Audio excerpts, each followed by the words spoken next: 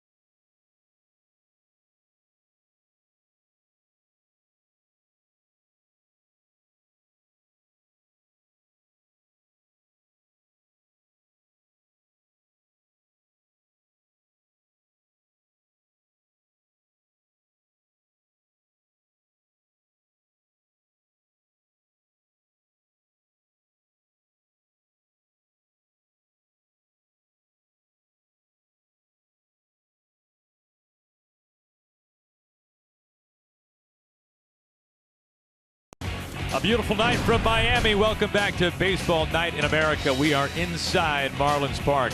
It's game 2 of this 3-game series.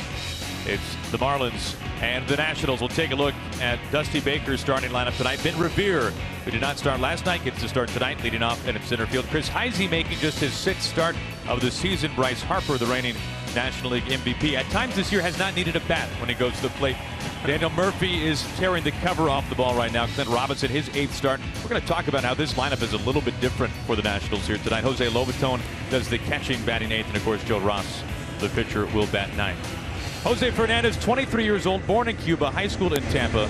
He has been fantastic, especially his last 2 times out. Well, you talk about, Aaron, the velocity is back. I think coming back from Tommy John, you have to get your legs up under you. You have to find your location. And I think the one thing that we've seen from him is he's going to incorporate a lot more pitches. When you talk about the changeup and you talk about the devastating changeup that he has, I think you're going to see him settle down. He's been great at home. When you're 20-1 at home, you're doing something right. He has been electric inside this ballpark. 5-2 on the season, an ERA just south of 3.25. And he will face Ben Revere to get things going for the Nationals here tonight. Nationals winning last night. All 4 of their runs came in the 2nd inning. They really stacked them up. As Fernandez starts things off with a pitch missing for ball 1.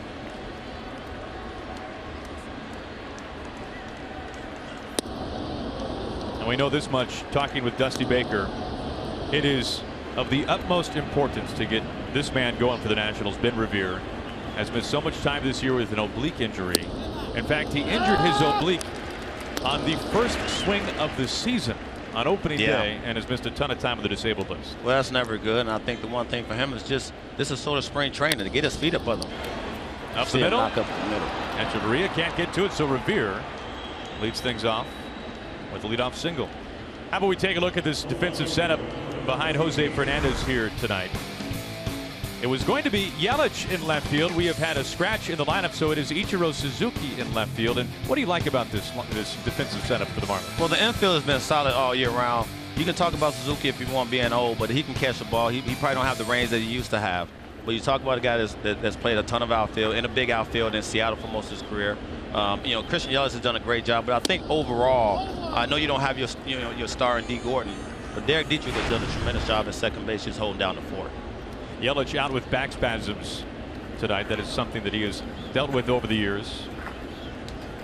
Heisey ahead in the count, 1-0. Now, Cliff, we mentioned that this is a different looking lineup tonight for the Nationals. No Zimmerman, who homered last night. No Worth, who's begun to swing a hot bat. No Ramos behind home plate. What has been Dusty Baker's philosophy? It sounds like it had something to do with an arrival time. Well, sometimes you have situations where you get in late. And we talked to him before the game, Aaron. He talked about getting in at about 4:30 in the morning. So what he feels is the second day, and not the first day. See a throw over the first base, get back in there, Ben Revere. But he talks about just getting these guys some rest and knowing that you have a day game tomorrow, and figure and that's him playing the game and knowing how bodies react to a long grueling season. 96 miles an hour for strike 2 to Heisey, making just his 6th start of the season. Heisey has been an outstanding pinch hitter for the Nationals. This is his first career at bat versus Jose Fernandez. That's a big thank you to Dusty, huh? When you talk about your first career bat, he's like, thank you. I appreciate you giving me Jose on my, for the first time. Well, out of the fact that Jason Worth is, a career 1 for 16 versus Fernandez, and that also might play a little bit into it. Harper on deck. Leadoff man aboard, that's Revere.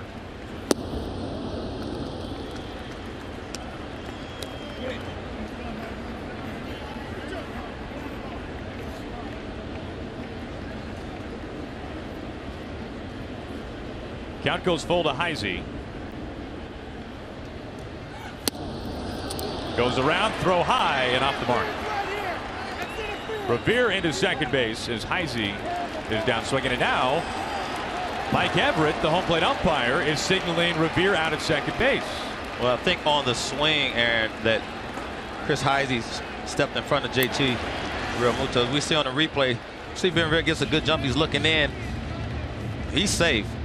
I mean, the throw's offline, so he was in there automatically. But let's take a look at what happens at home plate. And I think what Dusty's argument is, you can't.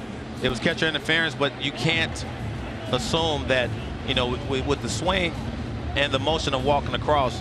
I mean, you have to be careful when you swing the bat. We see the replay right here.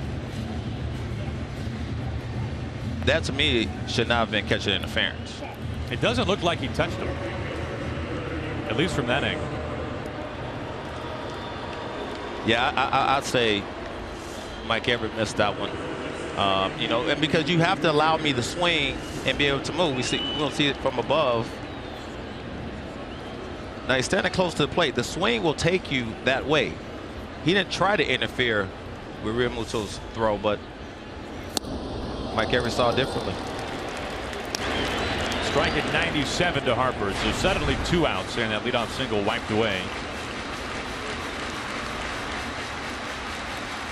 And so many things change with that type of play. You know, you have the defensive alignment changes. So many different things changes with this star in the box and Bryce Harper, and then having a guy in scoring position in the first inning. Nothing but heat the first 2 times into Harper. Last one at 98. Harper just 2 for his last 17. He has drawn nothing shy of a bushel full of walks, although he's behind here 1 and 2. Well, this is a matchup I wanted to see coming into tonight's game. Is, you know, what's Jose Fernandez going to challenge him?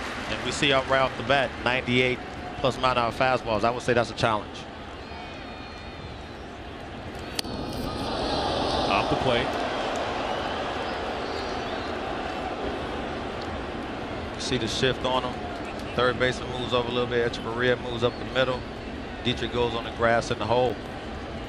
That's pretty much what you see typically with Bryce Harper when he's hitting. Well, that look at the shift, StatCast powered by Amazon Web Services. 99 miles an hour on that last pitch and a full count. That's consecutive full counts from Jose Fernandez. Well, you know the weird thing about the shift is while they're moved over to the right, Jose Fernandez is pitching them, you know, outside. So that's the funny thing about these shifts. So if you see him strike out and slide in the dirt. Couple of strikeouts for Fernandez, who faces the minimum in the top of the first despite a leadoff single. Joe Ross, the young righty, 23 years old today, coming out.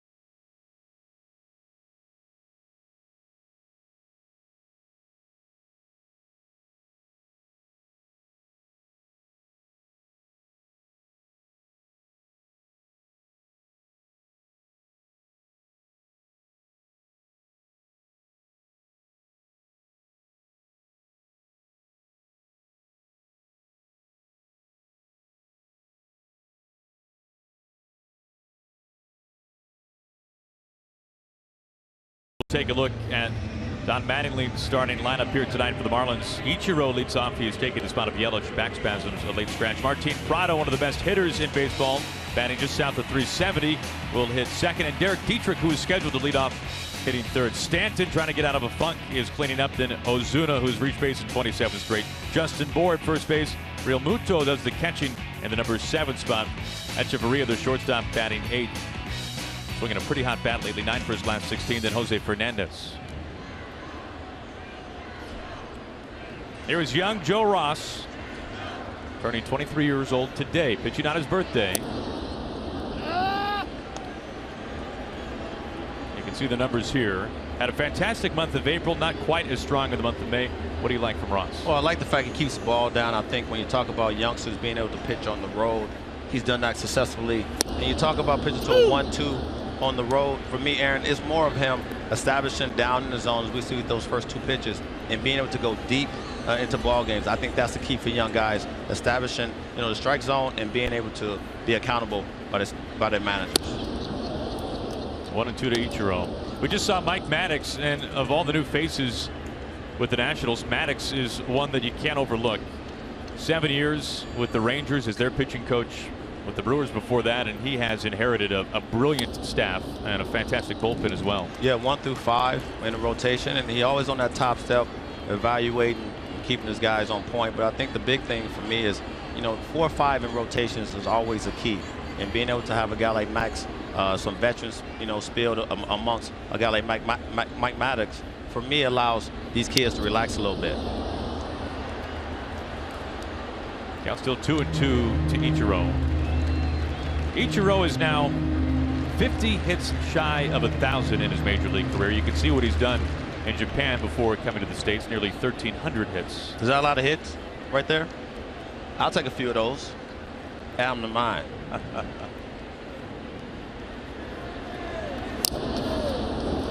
It's a piece of 95, still 2-2. When you talk about the Hall of Fame for me, Aaron, and guys like Ichiro, I mean, he's a pro. When I say that, when you talk about being able to on the fly get ready and get into a ball game against a guy like Joe Ross, I mean, you have to be a pro. You have to be always thinking about certain situations, and you can never be ready as quick as he probably got ready today. But I think overall, I mean, he's been accountable his whole career. He's making his first start since May 8th. Bites this off. Making Ross work right out of the gates. That's always key. Ross is making his 8th start of the season here tonight. It is his 4th already against the Marlins. Very familiar opponent. He's made more starts in his very young career against Miami than anybody else. Yeah, but if you trust your stuff, then it never matters who you're facing. You stay with your mechanics and your game plan, and you go out there and see what happens. Fastball misses to make it a full count to Ichiro.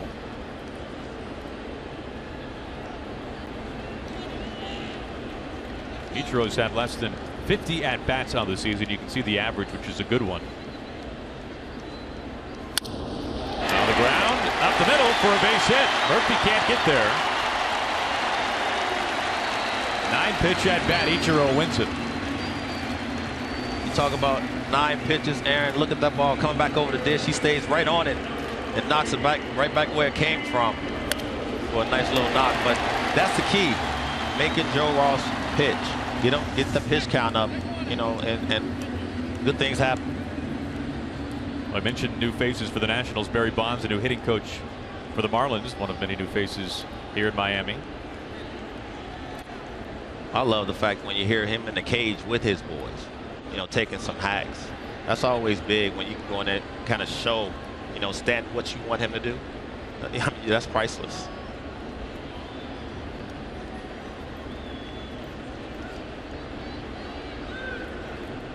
In steps Prado with Suzuki reaching on a leadoff single. Keeping an eye on Ichiro. Got a couple of steals this year. What a start to this season for Martin Prado. Batting just south of 370 on the season. He hardly ever strikes out. He's been fantastic for the Marlins. You couldn't ask for any more from him. He's done everything and more at this early junction of the season.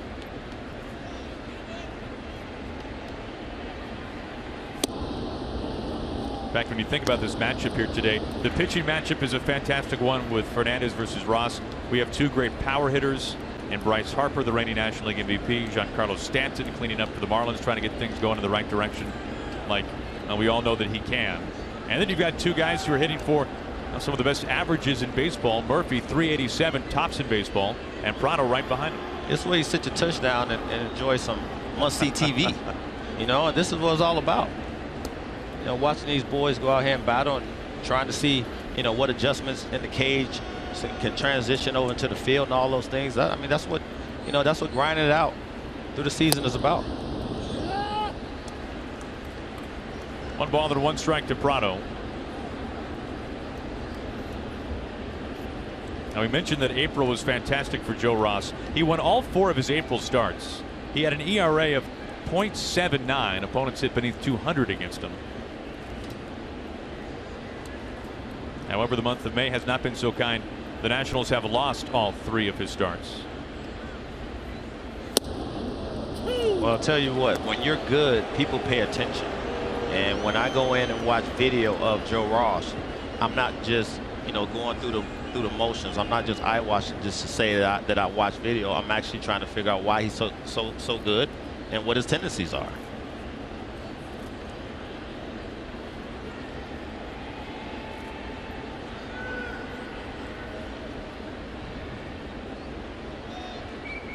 Here's 1-2. Ooh.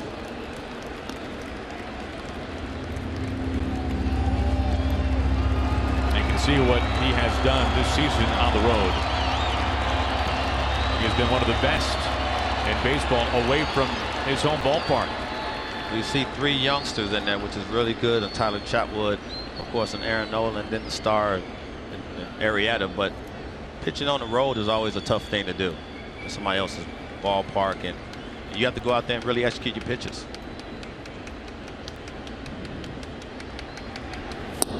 Got him swinging. Good slider from from Ross to get Prado, and there's out number 1. Talk about keeping the ball down. You see the tight spin on that ball in and out the strike zone is always good. Get the hitter to sort of react early. Joe Ross made a great pitch right there. Now, this is the exact pitching matchup these 2 teams saw on Sunday when they last met. Ross suffered the loss. He went 5 2/3. 5 runs on 7 hits. He's got 1 out with Ichiro at first base, and here comes Derek Dietrich.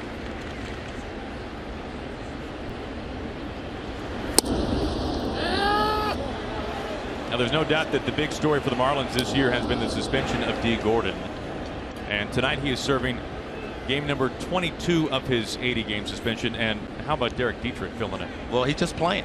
I think that's the key to, you know, taking advantage of opportunities. You just play and hope for the, you know, and hope everything works itself out. But he's a pro, and he's going to come to the park and do his thing. But I think the biggest thing is getting his defense right, working with Perry Harrell and making sure that he can stay on the field, because his defense is allowing him to. And he's also, you look at the average, well, the numbers are there. So taking advantage of opportunity. And I always say, when July comes around, if you're still playing like this, you know, that Wally Pipp was for a reason, right? Just saying.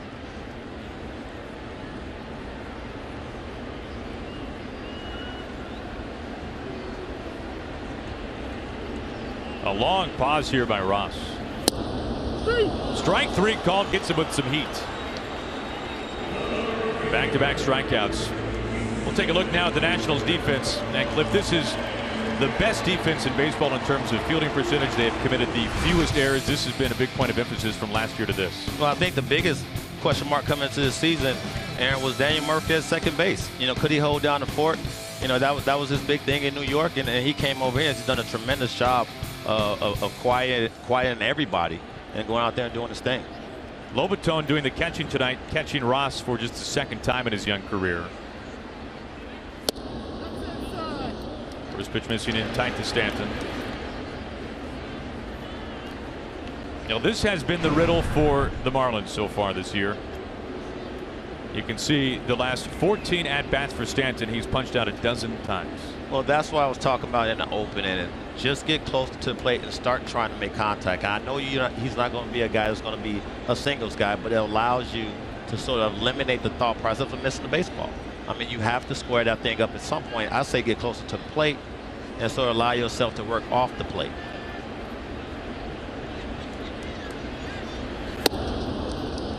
Two and nothing.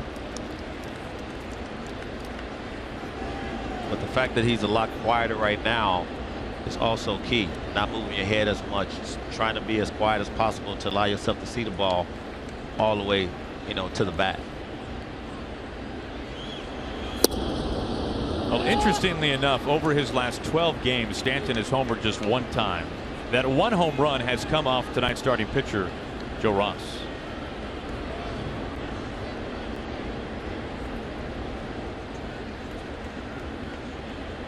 Seems like a long time ago, Ichiro reached on a leadoff single. That was a 9-pitch at bat. You can see this will be pitch number 21 for Ross. Now, when you say get tight to the plate, closer to the plate, are you suggesting that they're pitching him away? Yeah, they are. And they pitch him away because he's on his heels when he swings. And as we see the aerial view, for me, this is awesome because I would want him even more closer to the plate. I know he has long arms, but I was a guy that actually got close to the plate and then worked myself off the plate. You see that swing right there is why you want him close. You give yourself a better shot at least just hitting that ball. So see the overhead view. See where the front side is going. He's left his backside, which is his strong point. And when you do that, it allows the pitcher to have the luxury of throwing you middle away consistently. Nasty slider there from Ross. That has been such a strikeout pitch this season and even dating back to last year during his minimal innings. Well, he should get another one right here. And he does. And that is exactly what he gets. So leadoff single by Ichiro, and then Ross strikes out the side in order. We're through an inning here in Miami, scoreless.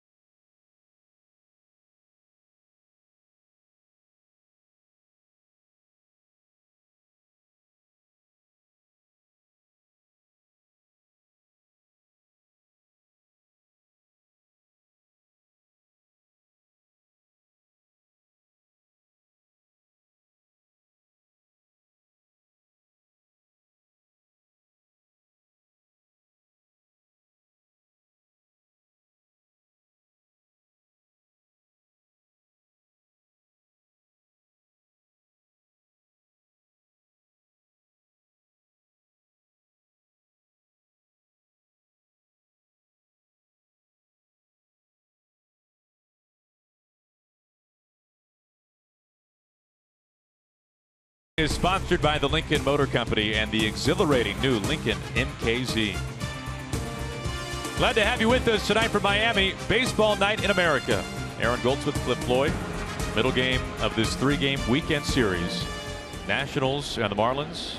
Nationals in first place. Marlins right now 4.5 games back in fourth. And here's Daniel Murphy to lead things off. Goes right after the first pitch. Echeverria can't climb tall enough up on the ladder. And Murphy is aboard a leadoff single. Why wait around? This swing, he's on the plate. Nice through the baseball. Nice stroke by Daniel Murphy. That's why it's hot. Overhead view. You think you want to get off the plate? That ball is middle away, Aaron. He stays on it nicely. You wonder why he's hitting 390 plus. That's why. Don't wait around for the nasty stuff. And you can see where he ranks. He has been the very best in many categories. Ball went to Robinson, getting just his 8th start of the season here tonight.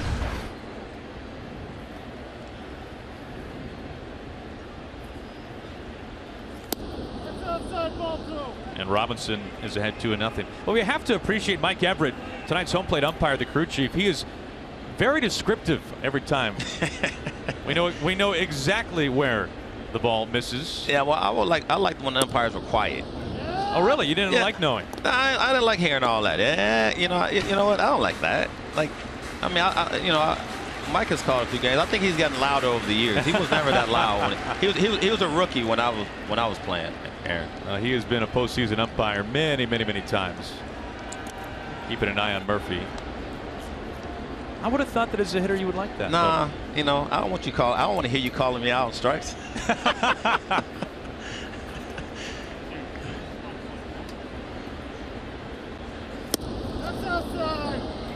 3-1. I mean, I know one thing you'll never do. You won't ask him what a pitch is. He's letting you know. Nobody like him. No.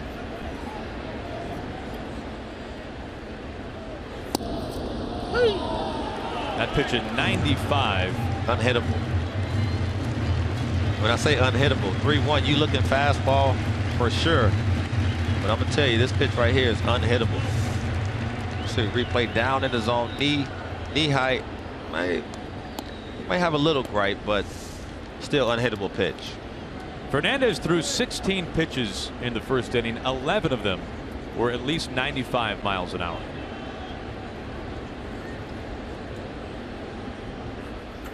Keeping a close watch on Murphy. Only 2 steal attempts on the season for Murphy.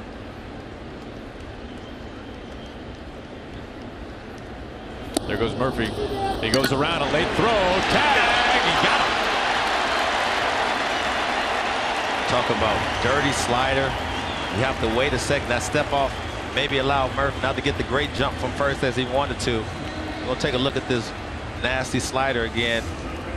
It's in and out the zone. You see that tight spin on the ball.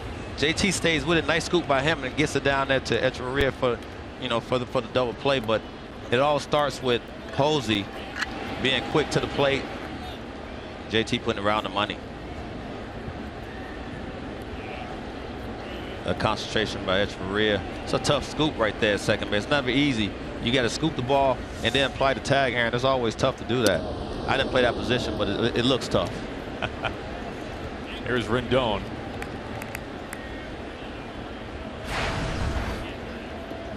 So both innings early on here tonight, the Nationals have had the leadoff man reach, and then one way or another have had him cut down at second base. Catcher's interference in the first and a caught stealing here in the second. Well, I'll tell you one thing. Those things cannot happen when you're facing these type of pitchers. You have to be able to, make things happen, and manufacture against guys like him. You can't give them outs. Well, the idea of stacking up base runners against Jose Fernandez seems like a fairly impossible task, and getting the leadoff man aboard is a big part of that puzzle if you're able to do it. Well, when you have hot guys on your team like a Daniel Murphy, you see the approach he took.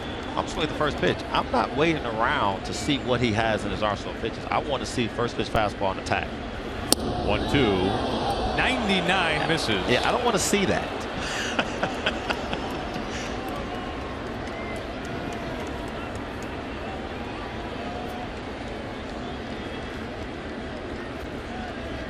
Fernandez working up the lather here tonight inside. Scott's MLB Pitch Hit and Run is the official youth skills competition of Major League Baseball. It's free to boys and girls ages 7 to 14. Play your way to the national finals and have the chance to compete during the All-Star break week in San Diego. Find a local competition in your area at pitchhitrun.com. Again, the 2-2.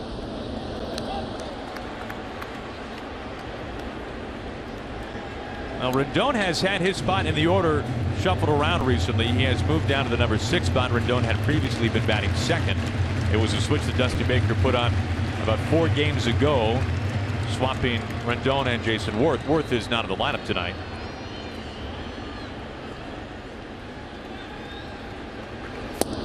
Out swinging.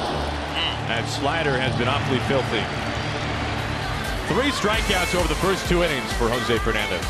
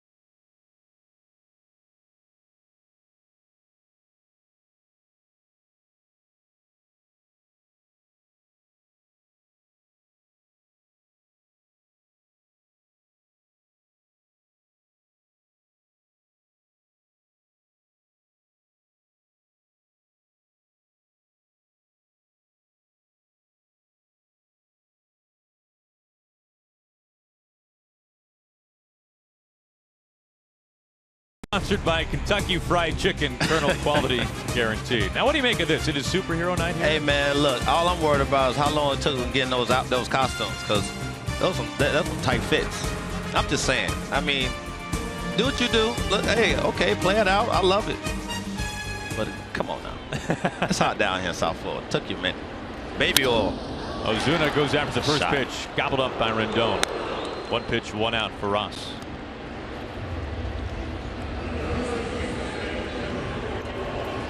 Look at Marcel. He's like, really? 1 out for Justin Bour, the Marlins first baseman. He's been in a little bit of a slide lately. Bour 3 for his last 29, his last 7 games. He's still a stud in my book. No batting gloves. I love them all. I'm telling you, back to my days in Montreal with Moise Alou. You know, it's some things, some rituals that you can't say on telecast that you have to do when you get blisters. But, you know, it's a part of, you know, every once in a while you just appreciate guys that don't wear back gloves. I wore back gloves in everything I did when I hit. You wore them, but you appreciate the guys who didn't. Of course, because I know how hard it is to not have them on, because your hands are sweaty. You have to do a lot, and to get your hands ready to be able to go up there and swing that bat like that. See all the stuff on his hands, the tape, and you got tape on the bottom 2 fingers. Now I know he dislocated one, you know, sliding to second base, but very extreme shift on here against Bour. wow. Statcast powered by Amazon Web Services. You got the second baseman in short right field. For me, this is when you start saying, you want to throw me a little fastball, wait, I'll take you to left field for a knock. Right into the front teeth of the shift. It's amazing, this game. 2 ground ball outs for Ross to begin the bottom of the second.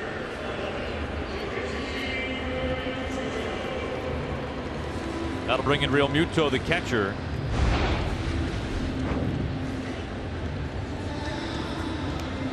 You know, Cliff, in a matchup like this, Joe Ross can easily be overshadowed by Jose Fernandez simply because of the hardware that Fernandez already has and the name value that he has built up. But we are seeing a young pitcher in Joe Ross that, well, we know that Dusty Baker is incredibly high on, and we know that that's for good reason. Absolutely.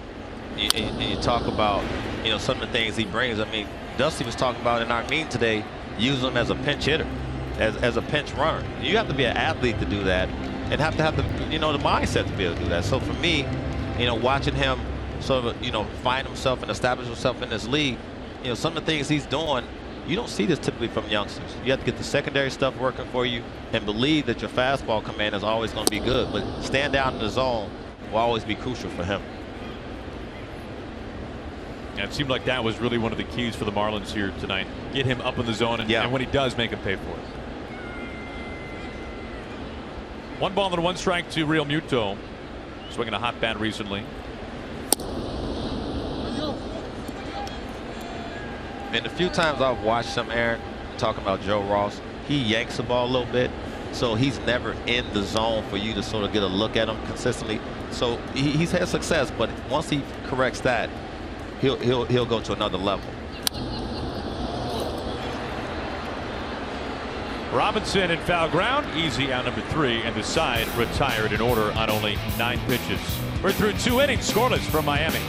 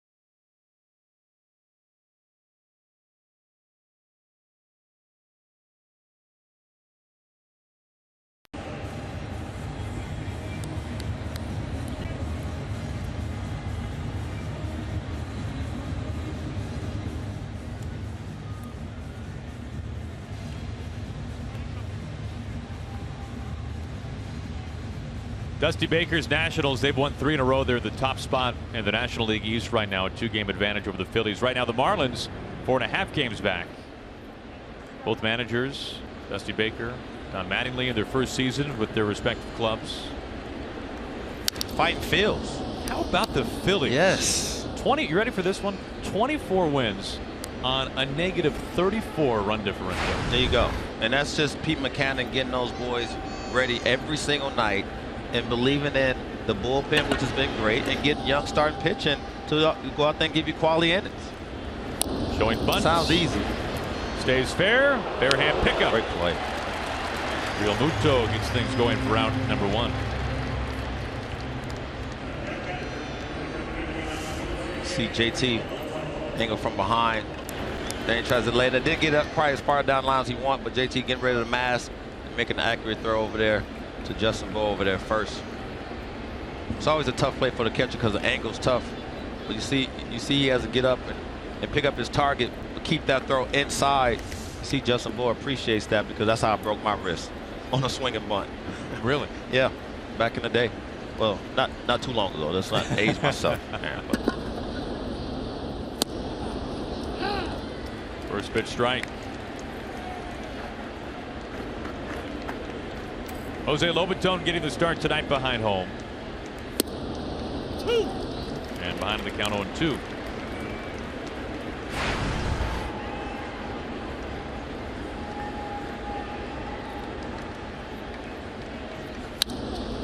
In the air the opposite way.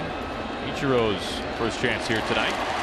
Now number 2. Right now let's check in with Kevin Burkhardt back in Los Angeles for an update. KB, what's going on?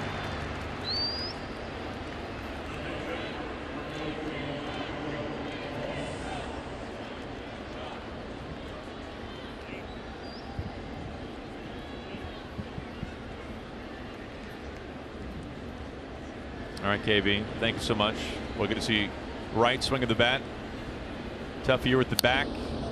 We knew that was something that would be plaguing him the rest of his days, it seems like. So a good moment there. That's my boy. So, you know, I'm hoping for the best. I think the big thing is just trying to keep him as healthy as possible. Terry Collins did a good job of, you know, taking his regimen and sort of quieting as much as he can to allow him to stay on the field as much as he can. So we see how the rest of the season goes for him and the Mets. 0-2 the pitcher Joe Ross, who went 1 for 2 off of Fernandez on Sundays. He picked up a single in the 3rd inning.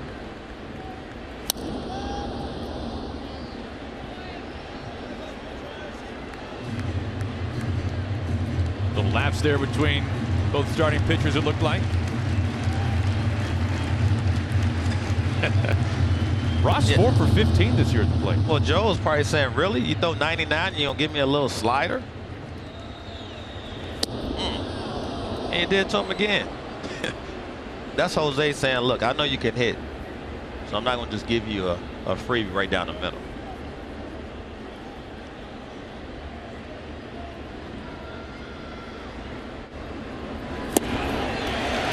Ross retired. Another slider. 5 strikeouts over the first 5 innings. 3 innings, pardon me, for Fernandez.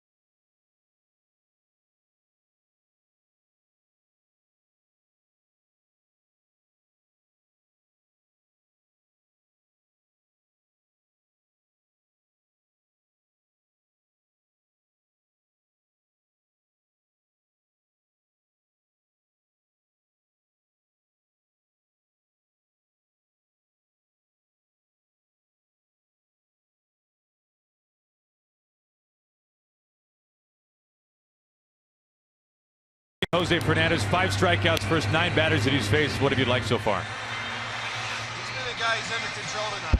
He's under control. All right, we'll start it over, Don. All right. Don, Jose Fernandez, 5 strikeouts, facing the lineup the first time through. What have you seen so far? Just a guy under control. He's been really good his last 3 outings. He's under control. He's going easy. We've gotten a couple of nice little double plays there with strikeouts. Strike him out, throw him out. So it's been nice and easy so far. Donnie, when you talk about the big boy and Giancarlo Stanton, I know it's been a struggle for him of late, but what have you seen from him that needs to sort of make some adjustments? More than anything with Giancarlo, you can tell he's not seeing the ball good. When guys aren't seeing the ball good, they're kind of pulling off, and it's pretty easy to see it. It's a lot harder to make that correction. So we got to get him back where he can hit the ball. Here we go down to the bottom of the 3rd inning. Nationals and Marlins scoreless. It'll be Echeverria, the shortstop, batting 8th to lead things off for the Fish in the home half of the 3rd, facing righty Joe Ross.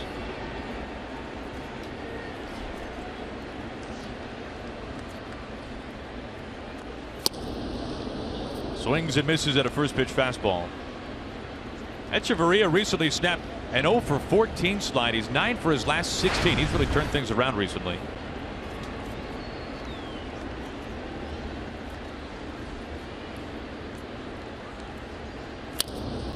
Soft ground ball and a backhand by Rendon. Round number 1.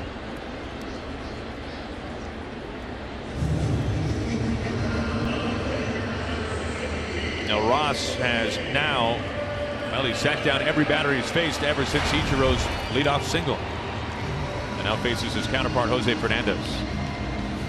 Well, I think the big thing with Ross for me is talking to Dusty is he does not want him to fall in love with the slider, but if it's effective as we've seen it today, he can fall in love with it all game long. You're saying throw it and keep on throwing it? You know what I'm saying? I mean, if you're going to get the swings we've seen, with the tushes out and the open, the open of the shoulders, yeah, keep throwing it. Espinosa, routine play, round number 2. So 4 pitches and 2 outs on the ground.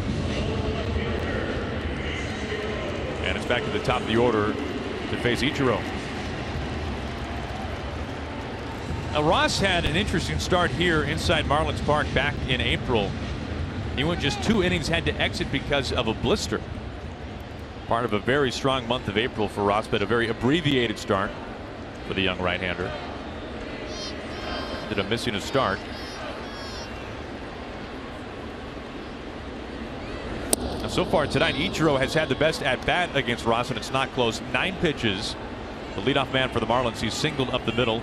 The next 8 have been retired in order.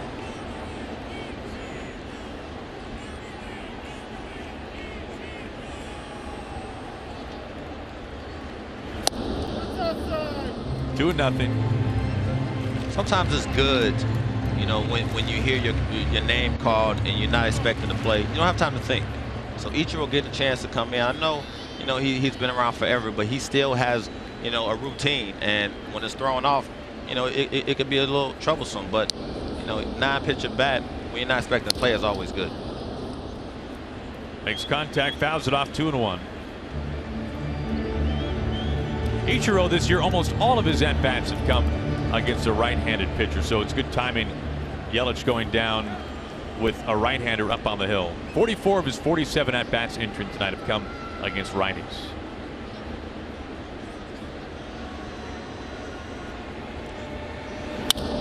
The opposite way, tips off Rendon's glove, and both Marlins hits tonight have come off the bat of Ichiro.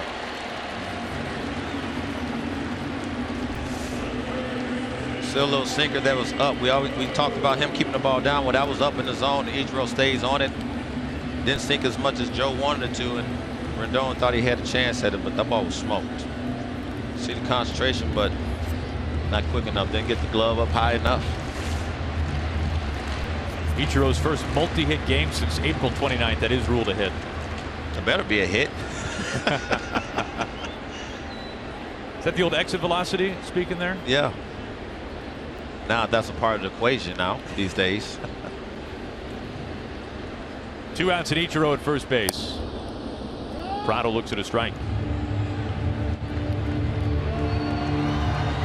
To my point of the slider, throwing it at any point to a guy that's, as we see with the, with the batting averages down there, hitting 368. You can't just throw fastball, get me over fastballs to guys that's hitting like this. So a get me over slider is something Prado's not looking for first pitch. Espinosa, chest high. They get the force on Ichiro, and that'll do things for the Marlins to end the bottom of the 3rd. We are off to the 4th. Bryce Harper coming up for the Nationals when we come back.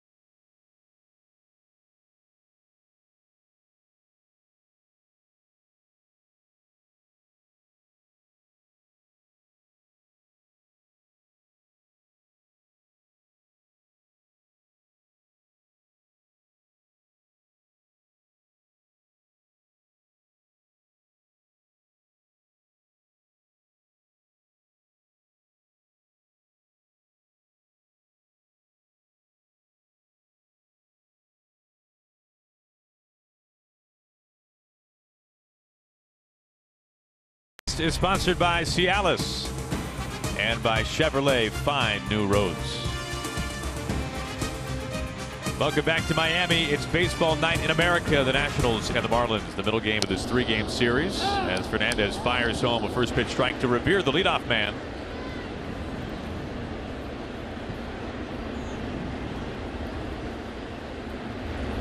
Fernandez has faced the minimum over the first 3 innings despite a couple of singles. Both leadoff singles. One was down on catcher's interference, the other a caught stealing. That was Daniel Murphy.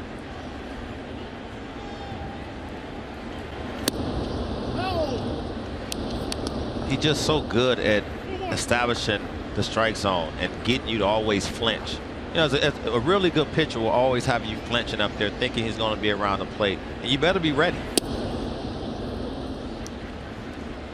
Now Fernandez, an all-star back in 2013, the National League Rookie of the Year. An ERA of .219 over 28 starts that season. A wild swing there by Revere. That's a full count. I think Dusty is trying to get Ben away from that type of swing. 3-1, yeah, you want to go for it, but you're not a home run hitter. So slapping that ball, when you get the good fastball to do something with, for a knock to left field or up the middle, is probably more what Dusty's looking for from his table setup. 95 gets him swinging. In between innings, we had a chance to catch up with Marlins skipper Don Mattingly. We asked him what he was liking tonight from Fernandez. Just a guy under control. He's been really good his last 3 outings. He's under control. He's going easy. We've gotten a couple of nice little double plays there with strikeouts. Strike him out, throw him out. So it's been nice and easy so far. Donnie, when you talk about your big boy and Giancarlo Stanton, I know it's been a struggle for him of late, but what have you seen from him that needs to sort of make some adjustments? More than anything with Giancarlo, you can tell he's not seeing the ball good. When guys aren't seeing the ball good, they're kind of pulling off. Now it's interesting, Cliff, hearing him say that Fernandez is going easy when he is throwing 97 to 99. Is that must be going easy for Jose Fernandez? Well, it is. I mean, I know it sounds crazy, but he keeps it so fluid and so easy that it looks from the outside looking in, as Donnie is from the dugout, easy. And you know, when you keep the mechanics, as we see from Jose, easy breezy, as I like to say, it makes for everybody, you know, in the dugout to breathe easy. So I enjoy watching him because he works quick. He keeps his defenders on their toes, and he keeps the game moving. You can see what he has done here inside Marlins Park. He has been electric. Took something off. Heisey stays alive.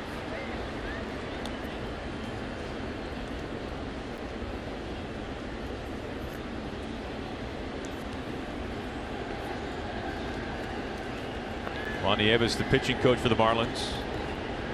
Keeps them happy as well.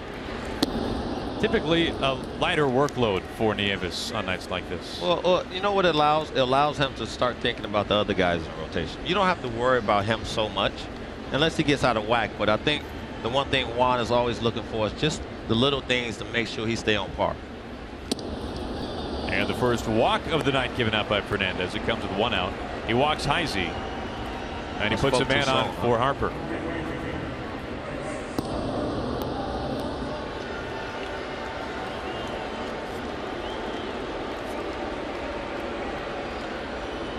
Fernandez won the first matchup in the first inning. He got Harper swinging and missing on a slider. And he faces Harper here with a man at first base and 1 out.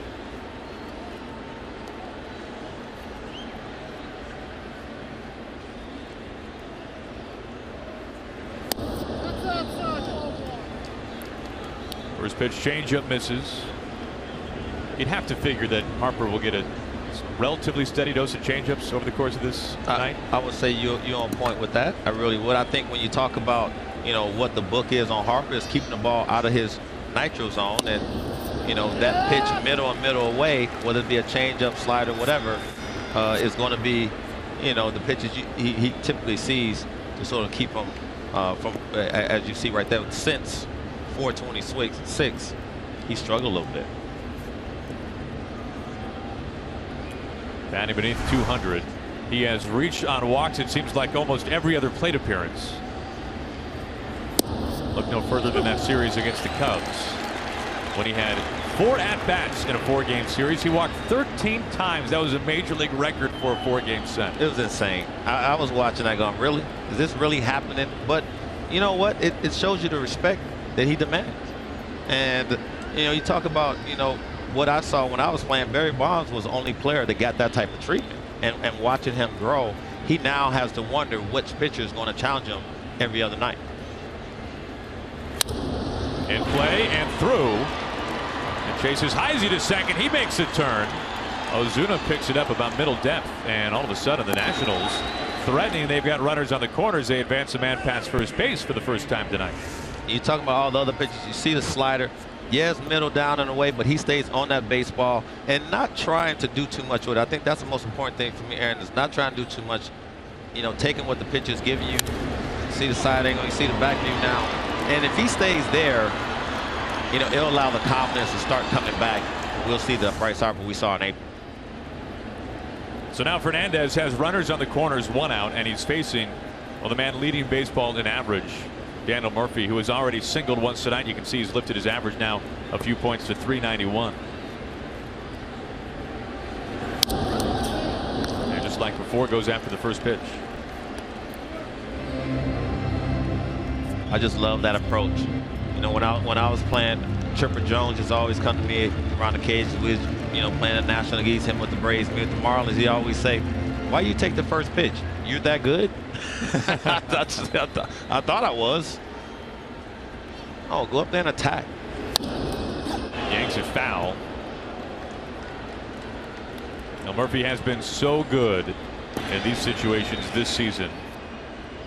That's awesome. That's what you like to see, especially from guys in the middle of your lineup, doing damage, doing work every time they come, you know, to the post every day, and going in that box with a plan. Love to see that, especially from a guy who I always thought could hit, especially in this Mets days. You know, everybody talked about his defense, but that right there is why Daniel Murphy is a beast in my opinion. Now 1-2. Now Murphy 1 for 1 tonight. He leads baseball in multi-hit games entering tonight, looking for his second this evening. Heisey, the man at third base. Harper aboard at first.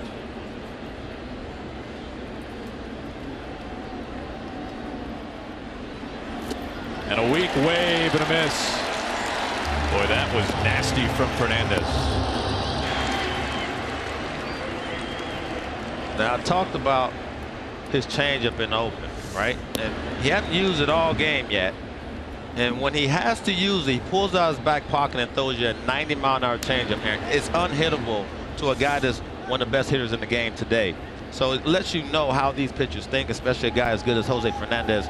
When his stuff is on, he can go fastball slider, but when he needs, you know, the equalizer, he can go get that changeup and throw you that pitch right there. Boy, that is the definition of a power changeup.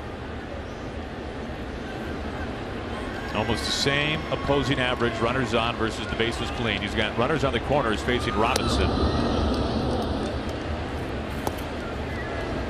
Now there's no question getting Murphy was a huge out. It was huge. I mean, that's the bat where you look at the end of the game and say, you know, what point was a pivotal point. Well, that was me. But you know, when you have a guy on the mound like Jose Fernandez, he's not going to give in. He's going to go to his best stuff. Ball's behind here 2-0. Missing with that changeup to Robinson.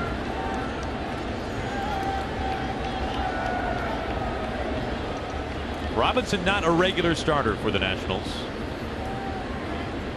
This is his 8th start. He's picked up 7 RBIs over his first 7 starts. Right back up the middle and off the bag for a base hit. And the Nationals have taken the lead off of Fernandez.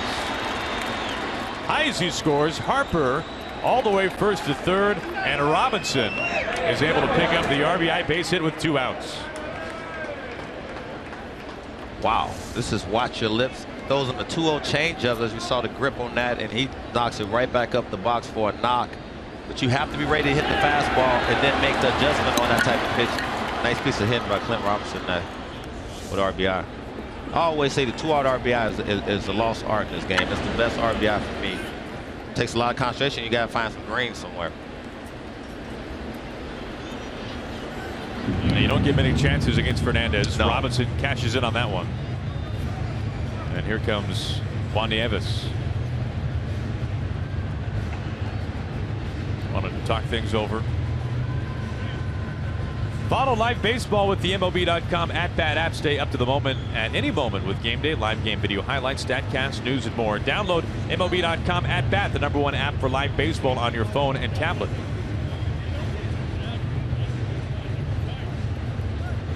That app right there is a lifesaver. There's no doubt. Every baseball fan has to have that. Yeah. Definitely agree.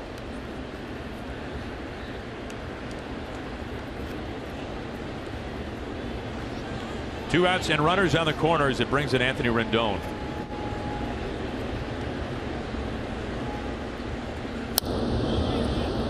It's been interesting to look at Fernandez so far tonight, Cliff. You figure he's got 7 strikeouts. At times he's been just absolutely unhittable. We saw the changeup he threw to Murphy.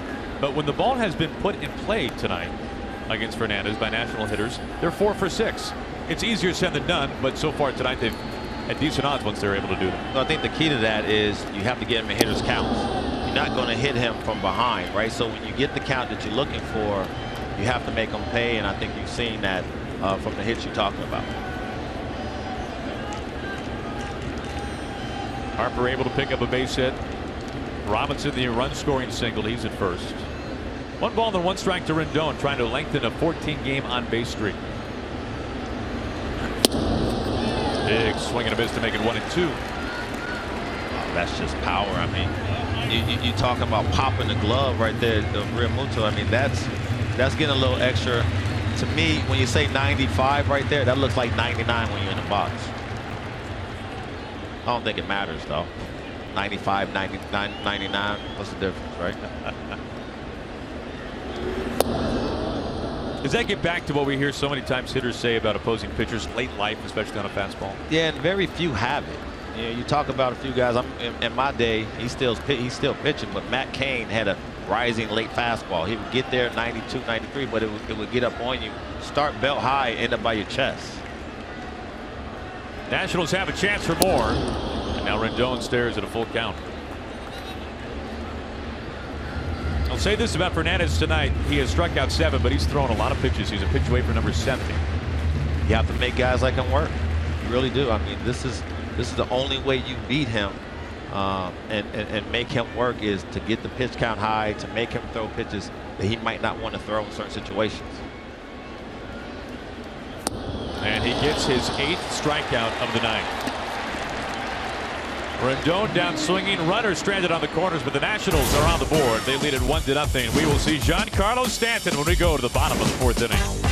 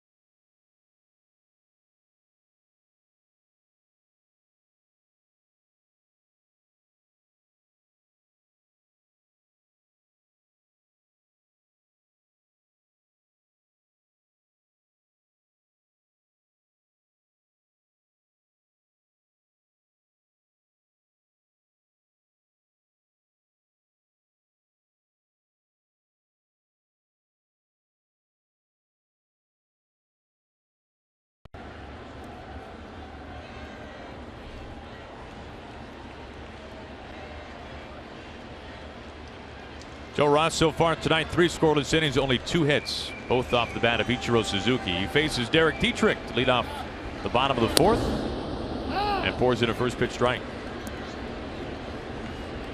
Well, the Marlins entering tonight, they've dropped 5 of their last 8. They're back home after a week-long trip.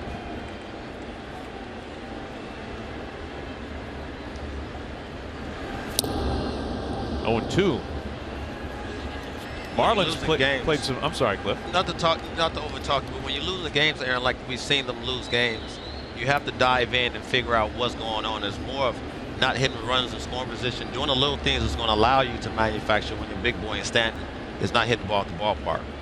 And the offensive numbers have been a little puzzling so far this year for the Marlins. You think about, especially this month of May, the Marlins right at the break-even mark. They're 9 up, they're 9 down entering tonight. And this month they're hitting .274 as a team. There's only 3 teams in baseball hitting for a higher average this month than the Marlins, and yet they're tied for 23rd in runs scored in the majors this month of May. Dietrich down swinging. That's the first strikeout for Ross since the first inning. In between innings, we had a chance to catch up with Dusty Baker. We asked him what he's liked, especially tonight, from his young starter Joe Ross. Well, the thing about it is that his pitch count is relatively low, and he's getting first pitch strikes, and he's throwing strikes with his breaking ball. So as long as he can keep that ball down, and keeping the ballpark, we had a chance to to catch it, because he's letting our defense do the work. You talked about in our meeting let some of your regulars rest, Right. and you get a guy in Clint Robinson come with a big knock. Talk about that knock right there. Well, that was big. I mean, Murphy's been our clutch man, and for him not to come through, that's the first time I can remember all year. But it was big on Murphy. Clint Robinson to get that 2-out RBI knock, and we can just stay off these bad 3-2 pitches, because every 3-2 has been a ball in the dirt or a couple over the head. So we just got to concentrate a little more, especially when we get to 3-2, because it looks like he's not going to throw a strike. Dusty, always a pleasure. Thanks for joining us. All right, thank you. Now Ross quickly ahead of Stanton 0-2. Well, you see what he's going to, a steady diet of sliders, and until he shows that he can either lay off of it or hit it, he's going to continue to get him, or he should continue to get him. Ross shaking off. Fastball missing. See how far off that fastball was. A couple times, right leg was in the left-handed batter's box. Stanton struck out on a slider, his first at bat that ended the first inning.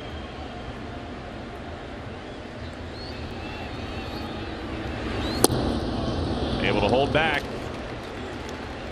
Last 15 at bats for Stanton, he has punched out 13 times. He has evened the count up to 2 balls and 2 strikes.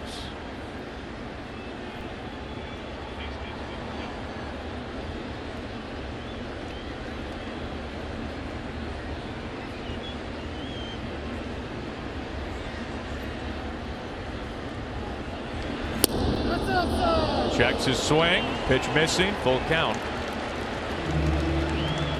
Like I said, you got to lay off that pitch, Aaron, whether it's a strike or a ball. You see him talking to himself.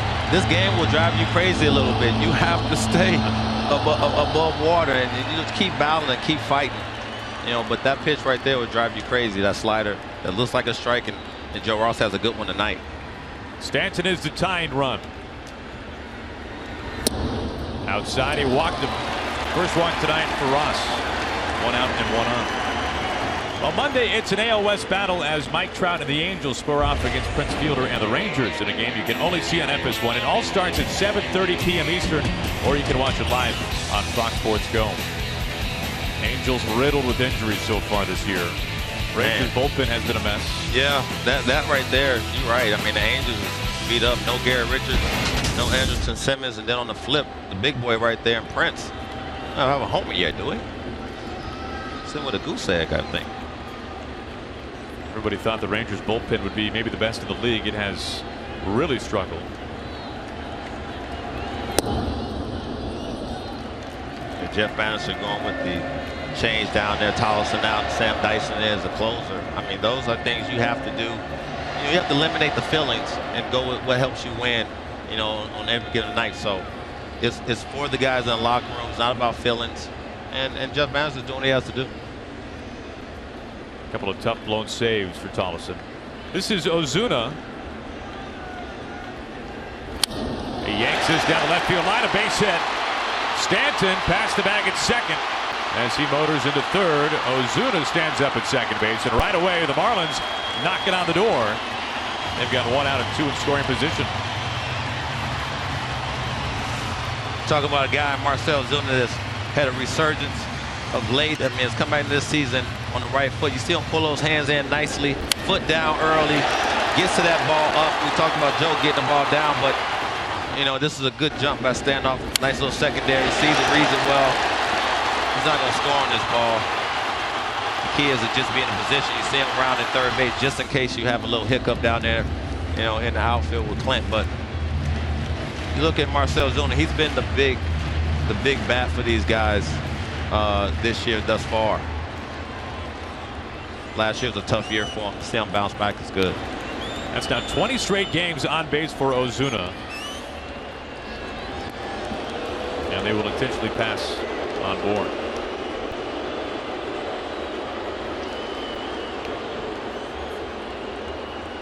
So Dusty trying to load him up with 1 out, set up a chance for a double play.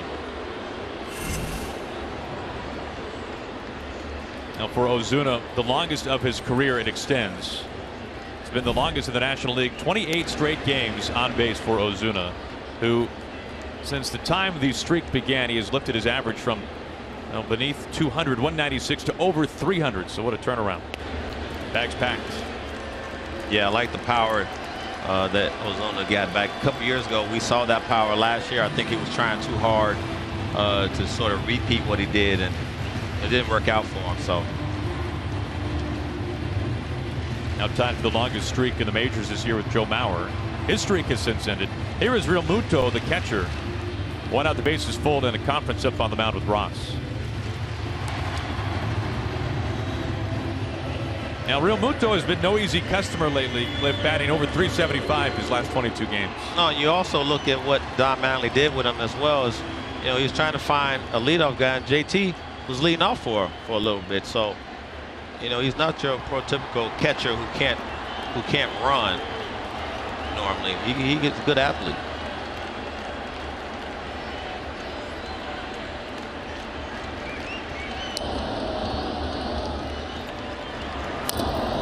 Strike one. They intentionally pass on Bohr, who has really been scuffling. 3 for his last 26. They put Bohr on intentionally. Stanton is the tying run at at third base, and Ozuna the go-ahead run at second.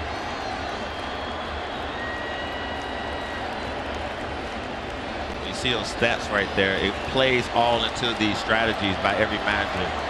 Dusty being the fact that whether Justin Moore is struggling or not, he likes this matchup better. Lifted high to left field, but he pulls it foul. 0-2.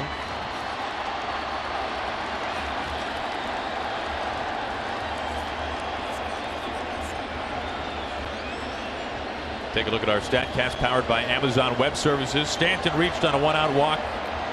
Moved to third base on the double by Ozuna. Bohr intentionally passed to set up a right on right here with one out. Ross ahead of the count and in trouble for the first time tonight. First time dealing with a runner in scoring position here in this fourth inning. Time is called. I like that move. I'm thinking that came from JT Realmuto because, it's sort of like a timing mechanism. And if Joe Ross wants to take that much time, as soon as you get ready to pitch, I'll step out and make you think about that pitch again. Ross has been very deliberate tonight. Got him swinging. Oh, nasty stuff there. The slider gets him. That's the second strikeout with that pitch here at the bottom of the fourth. I've been talking about this pitch all night. See the seams on that. That's a hitter's pitch. That's a good pitch for JT. He'll probably tell you should hit that ball, but the spin on it and the fact that he's been throwing a tight one all night. Big pitch by Joe Ross.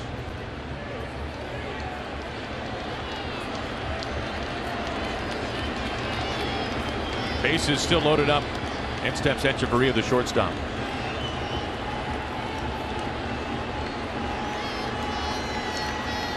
Tying run for the Marlins, 90 feet from home. The go-ahead at second. Slider for a strike. Now Echeverria last year the best hitting shortstop in the National League. He hit 281, a career best. You can see his numbers with the bases loaded. He's so good with the glove that you forget about him hitting eighth, but he's gotten better each year he's been in the league. Being that I live down here in South Florida, I get a chance to see him a lot, and I love the adjustments he makes on the fly. And play right back to Ross, and he is able to walk the tightrope and leave the bases loaded. We're through 4 innings. Nationals holding on a 1-0 lead.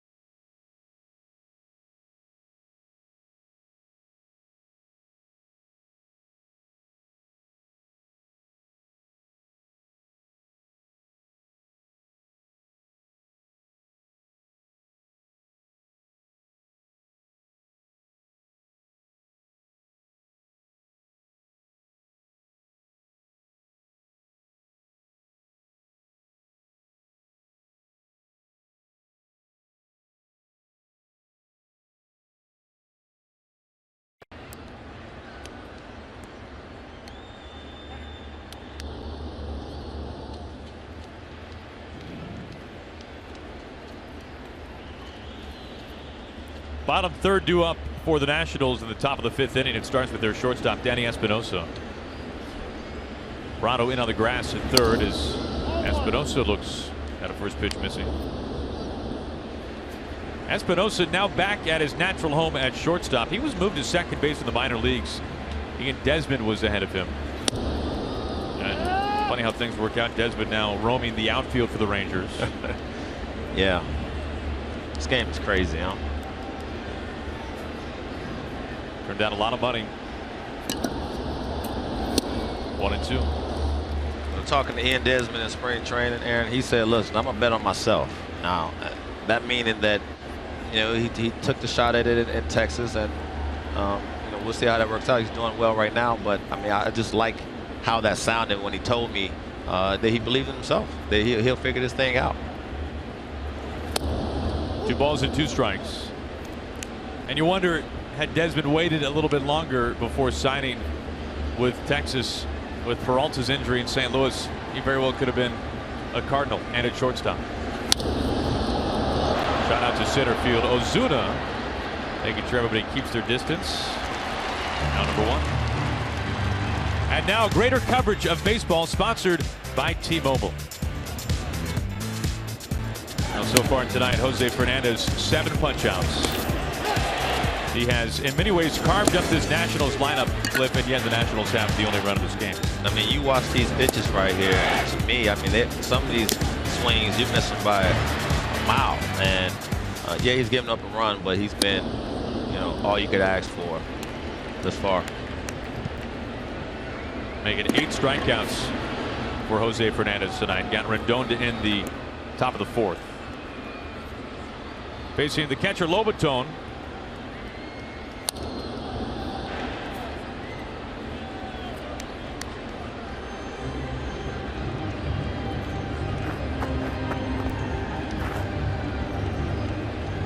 Lobaton, known as an extremely effective pitch framer behind the plate. Skill set that has been coveted by many these days in that line of work. Always say figure out something that works for you and stay in your lane. You know, for a guy like Lobaton, I think you seeing him being able to stay around and do some of the things that, you know, Dusty Baker loves. I mean, he keeps Joe Ross down in the zone, and then, you know, always staying ready. I think that's the key for guys when you back up or, you know, platoon, and is staying ready and being able to, on the fly, as we've seen with Ichiro tonight, be able to just jump out there and do what you have to do. It's a tough task. I tell you, I pinch hit late in my career, and it's tough to stay ready and stay, you know, stay on course the whole time, because you just never know when you're gonna play. And most times for him, he knows because he's gonna get a day game at the night game type of situation. That has got to be one of the toughest jobs in baseball, to keep your body in the condition where each day you exhaust it to the level like you are playing every day, so that when you do get the chance like he has here tonight to start and catch, that you are at least as used to it as you can be, even though you're not doing it every day. It's so crucial, man. It really is. And even when I went to the American League, I had to figure out a regimen because I had the DH. So it's sort of the same thing, because you're sitting there thinking about, well, DH is like, to me, it's more like pinch hitting 4 times a night.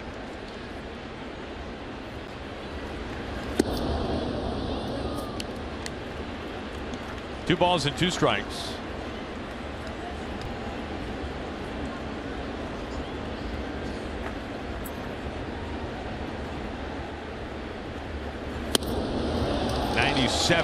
Ninth strikeout tonight from Fernandez. Well, right now let's check in with our guy Kevin Burkhardt in Los Angeles. KB, what else is going on around the National League?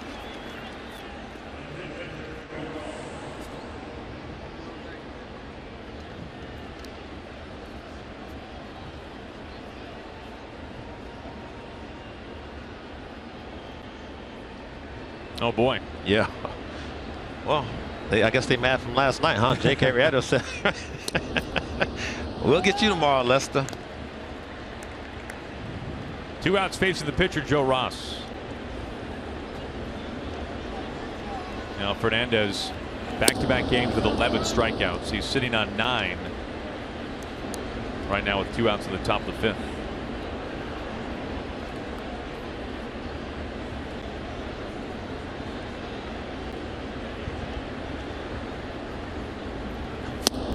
0-2. Fernandez has been so dominant here inside Marlins Park. I mean, these numbers are almost a joke. His first loss coming in his first start this season against the Tigers. That's ridiculous. I mean, what I love, you know, the wins, yeah, but you talk about opponent's batting average 184. That's incredible. I love watching him pitch because he works so fast. You don't get time to think as a defender. You got to be on your P's and Q's out there. Full count to Ross. He struck Ross out on a slider his last at bat. Ben Revere would be next. 2 outs, the base is empty. Ross puts him in play.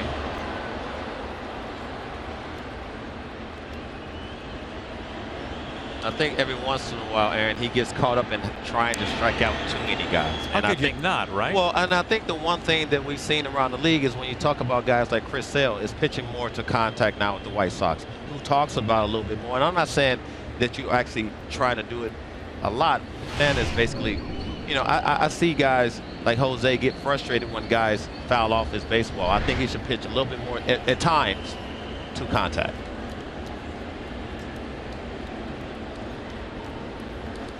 Again, the 3-2. Up the middle. Echeverria behind the bag. Round number 3. Side retired in order for the 4th time in the first 5 innings. We go to the bottom of the 5th. Nationals, the only run.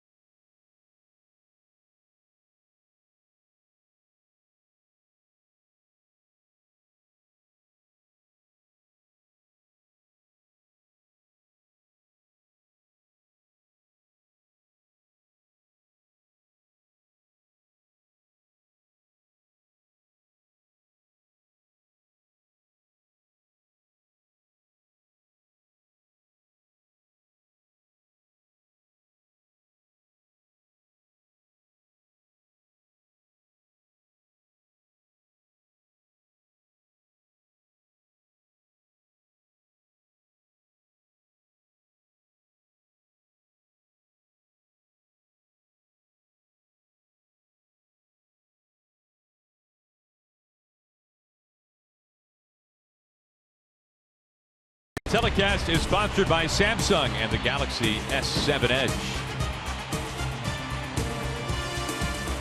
Beautiful night here in Miami. We are inside Marlins Park. Baseball night in America. Glad you could join us. Nationals leading 1-0 in game 2 of 3. As it'll be 9-1 and 2 due up for the Fish in their half of the 5th inning. It'll start off with the pitcher Jose Fernandez. What do you make of Tyson Ross's, pardon me, Joe Ross, the brother of Tyson Ross? What do you think make of Joe's pitch count at this point? Well, I think one thing I've seen is he's kept his pitch count down. You know, he had a little trouble, got out of that, but the biggest thing for me is being able to, you know, throw any pitch in any count. It's been crucial for him through 5. So this is where it gets challenging, but I think if he can get through, which we've seen early on, he can get through these innings and get to that bullpen, which has been tremendous, he has a shot at the win. Fernandez ready to swing. Fernandez came up with a 2-run single against Ross on Sunday when these two teams met. That came in the 6th inning. It was the last batter that Ross faced on the day.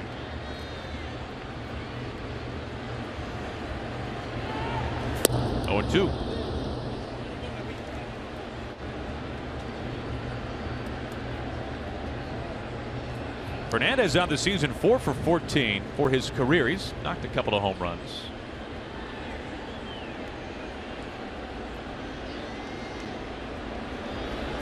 Down on 3 pitches.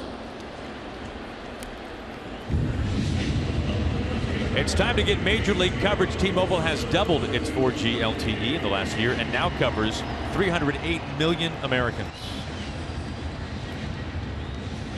Short-term memory for Jose right there.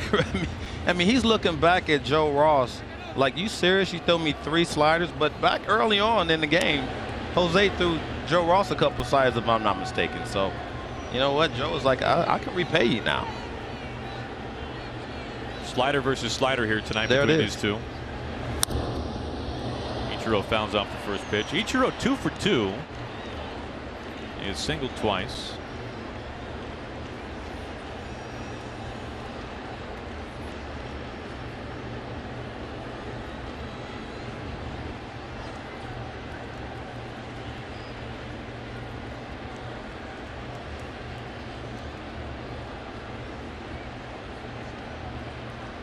Time called. You know, talking about that slider for Ross now, 6 strikeouts, 5 of those have come on the slider.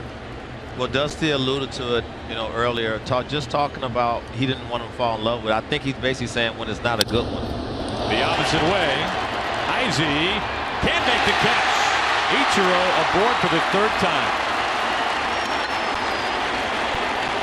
Izzy had a chance to break out the basket. Instead, it's a hit. And Ichiro 3 for 3. You see this play, you see Heisey comes over, sort of overruns it on the slide. The play started with him playing probably out of position a little bit, and then you see him have to make up. We see him almost playing Ichiro on the line. He comes over, Light sometimes plays into that, but he'll probably say it didn't. Just over, what do you call it, rolled it? Can you say roll? Because I can't say dive. He didn't dive. I think overrolled is on some scouting report someplace. All right. We'll go with the overall. Now for Ichiro, his first 3-hit game since last September, also against the Nationals here in Miami. Now 47 hits shy of 3,000 in his career. That just sounds so good. Like 47 away from 3,000. I mean, you know, when you play the game for a long time, I mean, those numbers are definitely out of my league, but for a guy like him to play as long as he have, to keep that body of his healthy, hats off. His 16th season in the States. And this gets away from Robinson. A long way away. Ichiro's going to get to 3rd. Ichiro was not in the starting lineup tonight for the Marlins. He was a late addition because of Christian Yelich and back spasm, a late scratch. And he has reached base 3 times and now is 90 feet from home. You see, that's just a clunker by Clint Robinson over there at first base, and he has to catch that ball. The Ichiro's back in there easy. That's just a catch and an olay of a tag. Nothing serious right there, and Clint Robinson just missed it. For the Nationals, that is their first error in nearly a week. Their first error since Sunday. They had gone 42 innings without an error. It is an error on Robinson.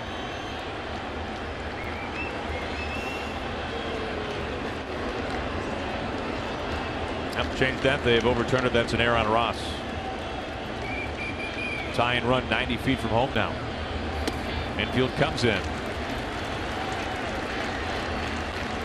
Martin Prado is the guy the Marlins want in this situation. He's had a tremendous start to the season, but if you call that an error on Ross, I don't know. I mean, you're talking about a left-handed first baseman over there first, and the tag was.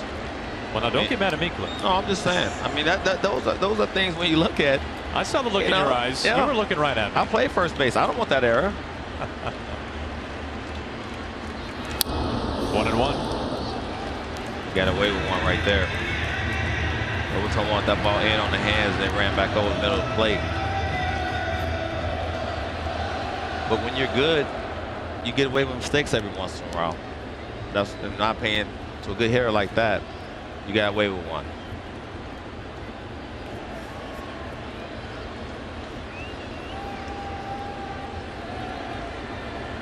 Prado looking for his first hit here tonight.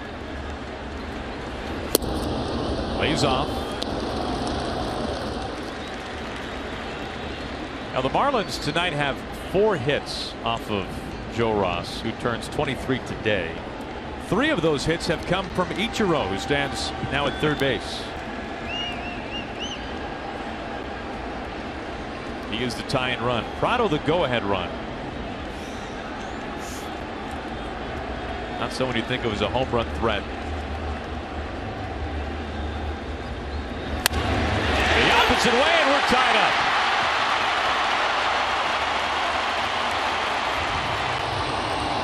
The 2-base error comes back to sting the Nationals. Prado's first hit tonight. Well, Martin Prado's been doing this all season long. You see, Ross tries to get a 2-seam comeback. It didn't come back enough. And Prado just stays with it, hits it where it's pitched, stays inside the baseball nicely. Gets some little knock RB out of right field. Now Prado into tonight batting .368, one of the best averages in baseball. Not the guy that Ross was wanting to see with the runner at third base. No, especially in a 2-1 count. Favorable for Prado. So now Prado is the go-ahead run. Here is the second baseman, Derek Dietrich.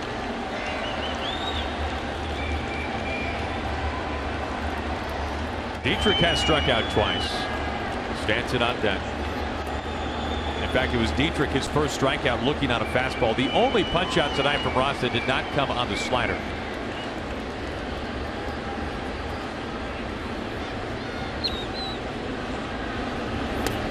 Right between Lobaton's legs. And a free base for Prado. He's now in scoring position.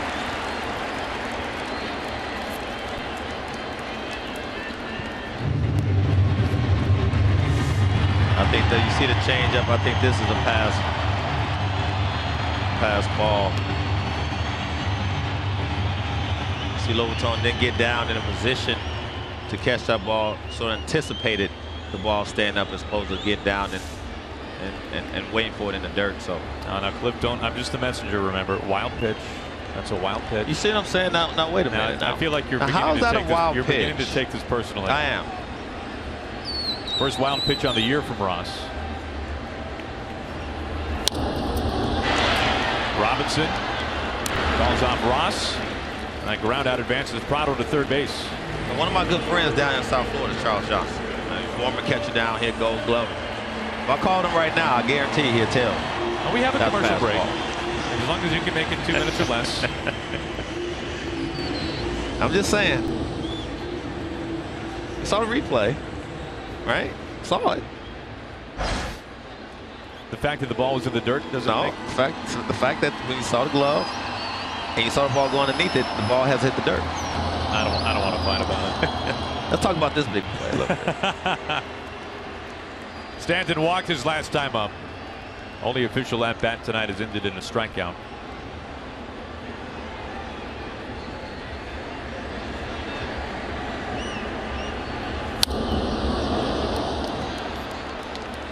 We can see what Stanton has done as of late. Last 8 games, strikeout rate nearly half the time. Yeah, that can't happen. I think the one thing, but I'll tell you this though, and when you see his last at bat taking a walk, that can jumpstart you a little bit to get you going. You saw that swing right there, a little in between, but at least he's making contact. Evens up at 1-1.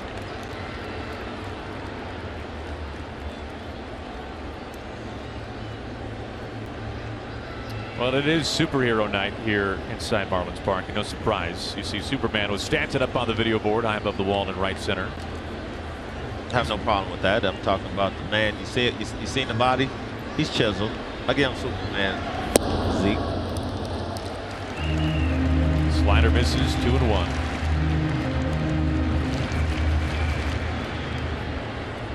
Now Stanton has a chance to break out of the slump and drive in the go-ahead run for the Marlins.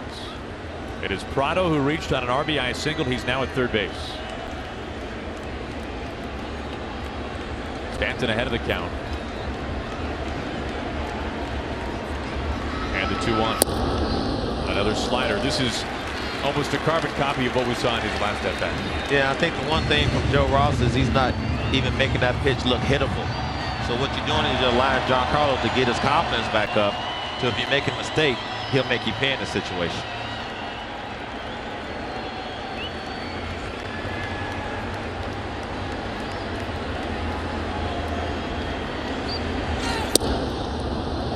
Full count.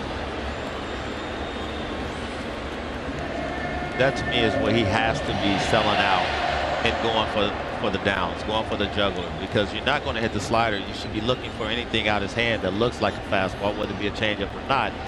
That's the pitch he should be looking for. The Marlins have gotten to Ross for the first time tonight here in this last of the fifth, and a chance for more. The 3-2. Got him swinging. That slider has been devastating tonight from Joe Ross.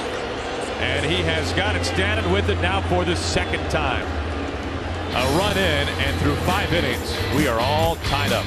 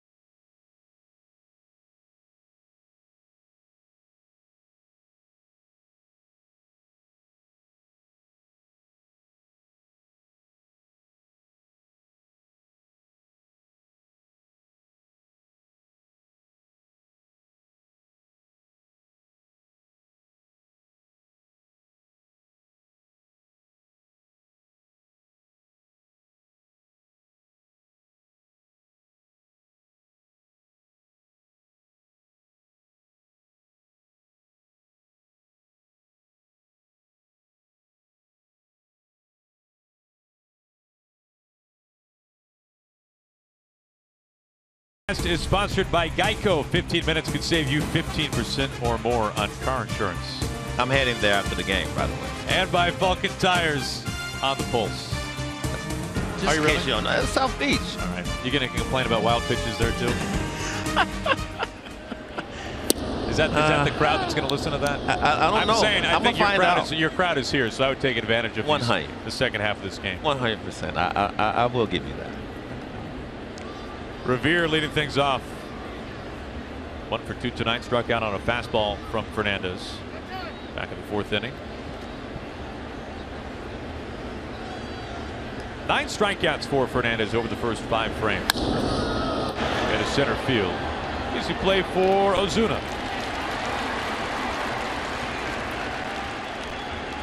Boy, really on both sides tonight, the outfielders have not had a whole lot to do. No, they're not. And I think this is where you have to position yourself and expect balls to come to you. Because I just get caught, sleeping out there once in a while here, because I didn't get a lot of balls when you had, these type of pitches on the mound. So this is where you have to stand in the game and almost tell yourself the ball is coming to me.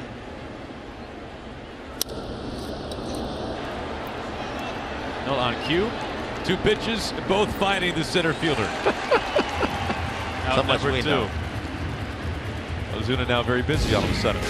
Well, next month, some of the biggest names in soccer converge on the United States for the 100th anniversary of one of the world's biggest tournaments. Coverage of the Copa America Centenario will begin on June 3rd across the networks of Fox Sports.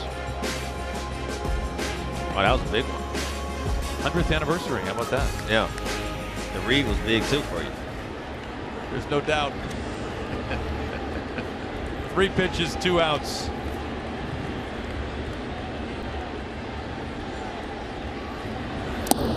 First pitch low and 97 to Harper.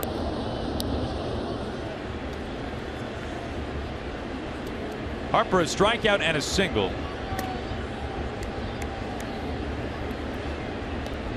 This month Harper just 5 RBIs in the month of May. His fewest RBI total in a single month last season was 9. I think this is a little different situation. I don't think he's accustomed to all these walks and knowing when guys are going to challenge and when not. I think that's because this is new for him, and he has to figure that out on the fly. Basically, you know what guys are going to challenge him in what situation and what they're trying to do to him consistently. Now, there have been a lot of plate appearances this year where Harper has not even needed a bat. And while it's not probably good TV and good for the fans, it's good for him because he should believe the respect level is on another level.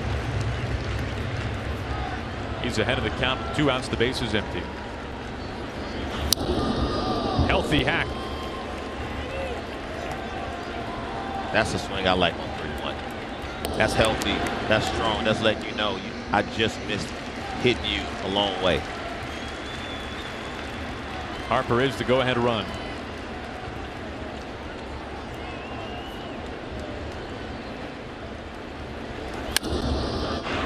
Dietrich deep in the hole and aside, retired in order for the 5th time in the first 6 innings.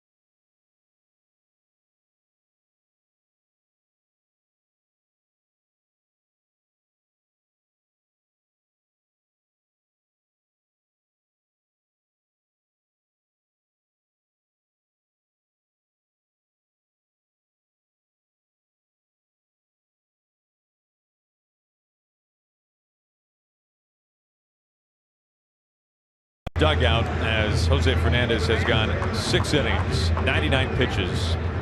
And he's having a talk with just about everybody in the dugout. Everybody. He wants to stay in this game. Superstars want to stay in these games. And I'm telling you, 99 pitch inning for that reason, to come in and try to persuade his manager to keep him out there. I mean, I want 25 guys just like him, energy-wise. He brings it every time he steps on the bump. Ozuna leads off the Marlins 6th. Well, you think about the pitch count recently for Jose Fernandez. You keep in perspective, of course, coming off of Tommy John surgery. 110 pitches 2 starts ago. 117 a career high his last start, which happened to come against the Nationals. I understand. 99 pitches might be a pretty good spot. I understand that. But listen, I want him still absolutely. chirping. I want him coming in chirping and saying, "Hey, I'm not done yet. Don't give me the fake. I don't want the hug. I ain't ready for the hug yet." To the gap, right center. Nobody's going to get there, all the way up against the wall. Ozuna making the way onto third base. Here comes a throw. Ozuna beats it by plenty. Headlong slide.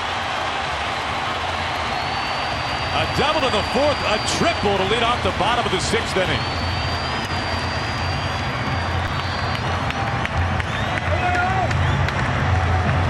That's just good hitting. See a little two-seamer again. Tries to get in on Ozuna. He doesn't let it get in. He pulls those hands in nicely. And smashes that ball in the right center gap and then gets on the horses. His long run. Team leading fourth triple on the season.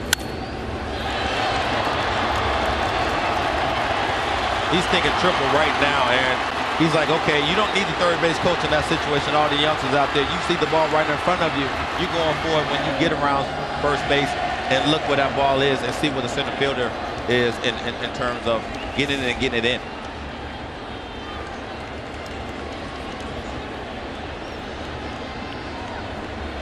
The first pitch to Bourne.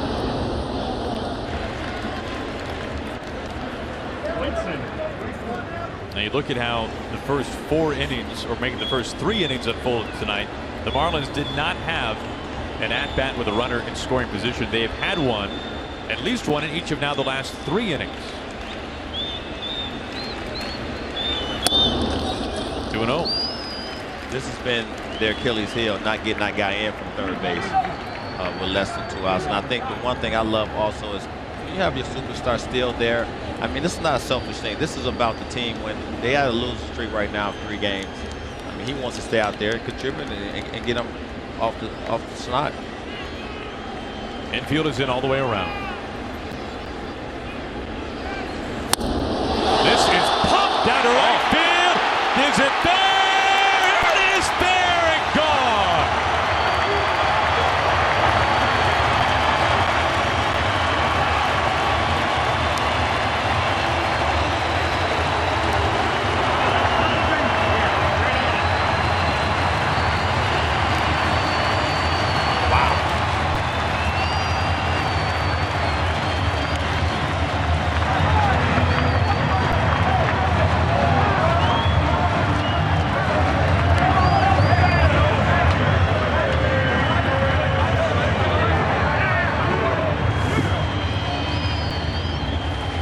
Try to get a changeup down in the nitro zone for Justin Bour, and he absolutely annihilates that ball.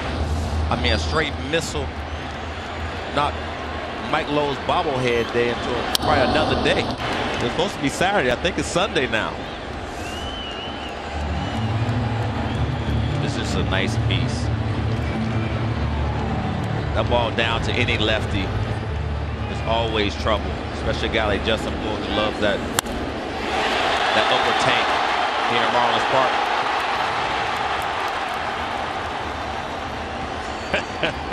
You gotta love them. I mean, that's why you want 25 of them. Crushed.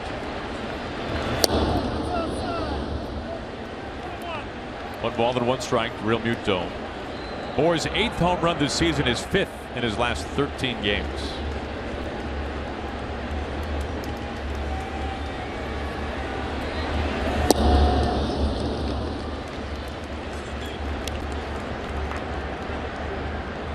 Talking hitting with Barry? You know, he don't know what to do with himself. He talking hitting, he talking, he don't know. He's excited. Through the right side. Real Muto's first hit, the first 3 men have reached. In fact, the Marlins are a double shy of the cycle in this bottom of the 6th inning. And a visit from Mike Maddox. Sammy Solis beginning to warm up inside the Nationals bullpen.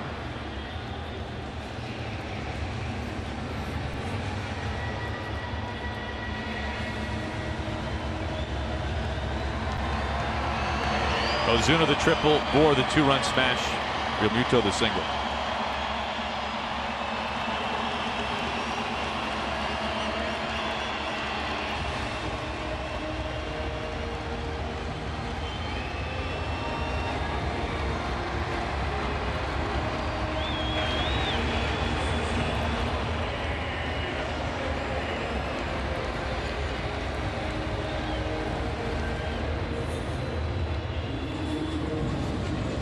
Echeverria due up next.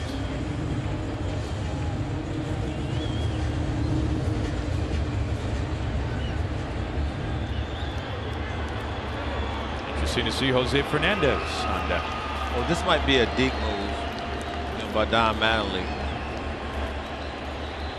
Might see something interesting on the base path, maybe a hit and run, maybe a bunt, and then see what move Dusty comes up with next.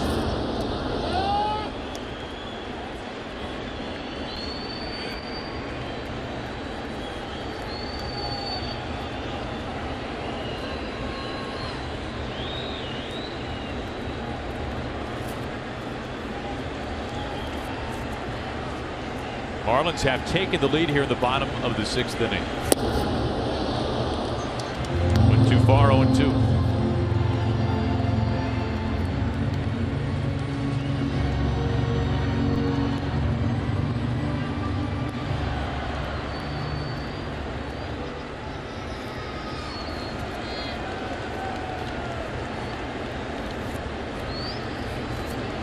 Echeverria, a couple of ground ball outs so far tonight.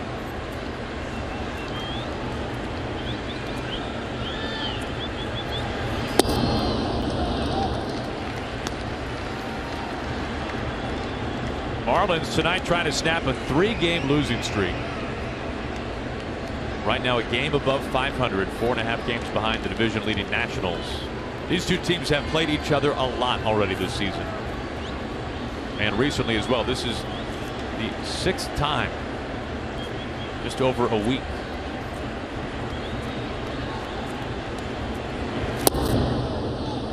These two teams split a 4-game series in DC recently. Yeah, it is a lot of seeing the same team. It's already their 12th game. Yeah. Nationals have the slight edge. Nats have won 6 of the first 11 against Mattingly and the Marlins.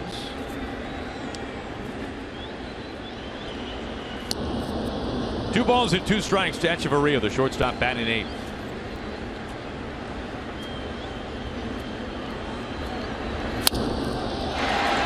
Rendon to second. A little bit of a late hold by Murphy and a wide throw. He had a hard time getting out of his glove.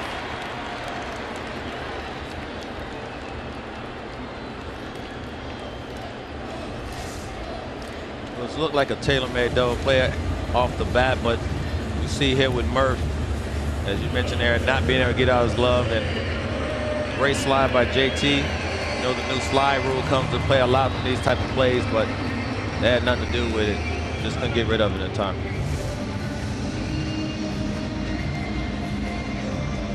They do get the first out of the inning, though. Echeverria at first base.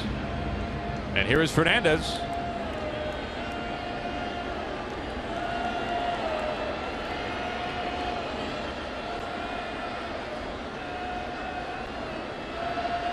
Trying to sacrifice.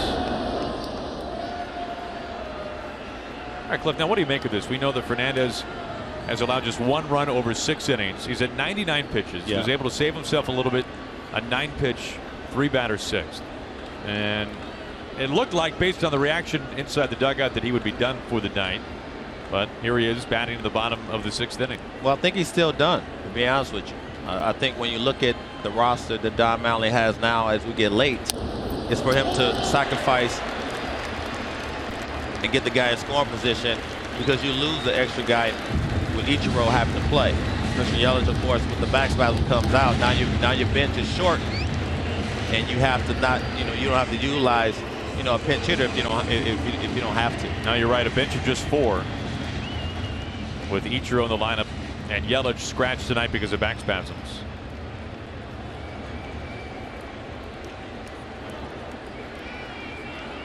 And here is Ichiro aiming for his 4th hit. A pitching change first. Dusty Baker coming out, will step aside. 2 runs already in for the Marlins here at the bottom of the 6th.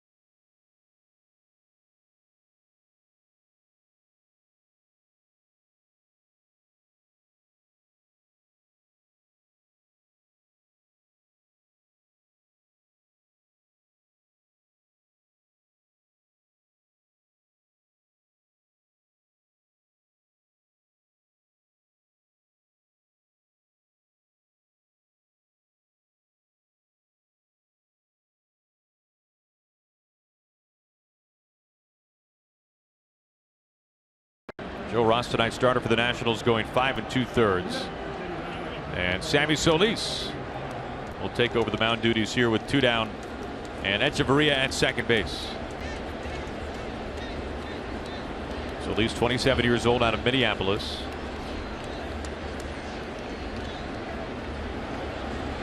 Facing Ichiro.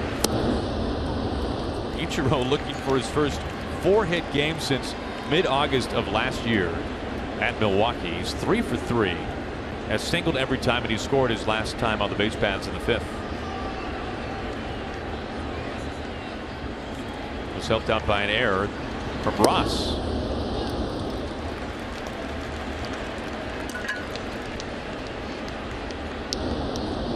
Now Solis, a former second-round draft pick by the Nationals back in 2010.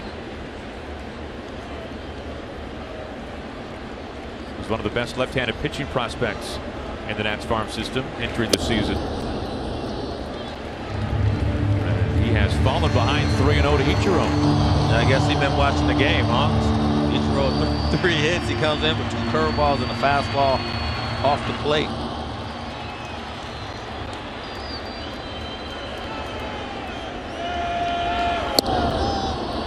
Able to get a strike over there.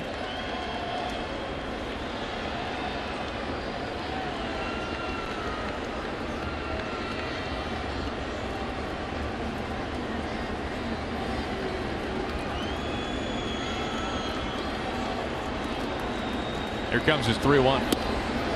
And Ichiro has reached for the 4th straight time up. Grip the Moment, sponsored by Falcon Tires, the official tire of Major League Baseball. This has been the decisive swing of the game so far. Absolute crush by Justin Moore. Down to his nitro zone, as I said earlier. He didn't miss it. I love that exit velocity, 106, Aaron. That's, yeah, the distance don't matter. It's that exit velocity, 106.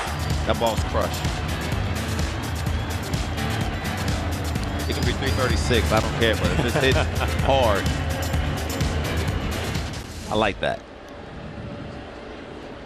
2 outs and 2 on. First pitch misses to Prado. That will bring Lobaton out to the mound. Now, Solis has had some walk issues lately, as all smiles from Fernandez. Oh, this season, the season finale of Gotham is here. Every last treacherous and twisted second of villainous fun has all led to one cannot miss episode. Gotham Wrath of the Villains season finale Monday on Fox. Can't wait to watch. That's intense stuff. Yeah, I'm still trying to find a show. It's been 5 years now. It's a long over, man. 2-0.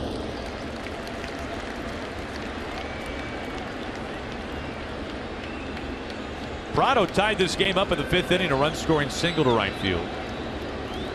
Went the opposite way with it.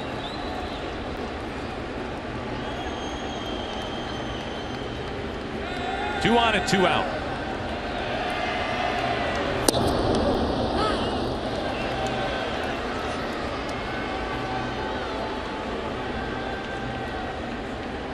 That one ruled a strike. You can see Prado maybe having a chat with home plate umpire Mike Everett.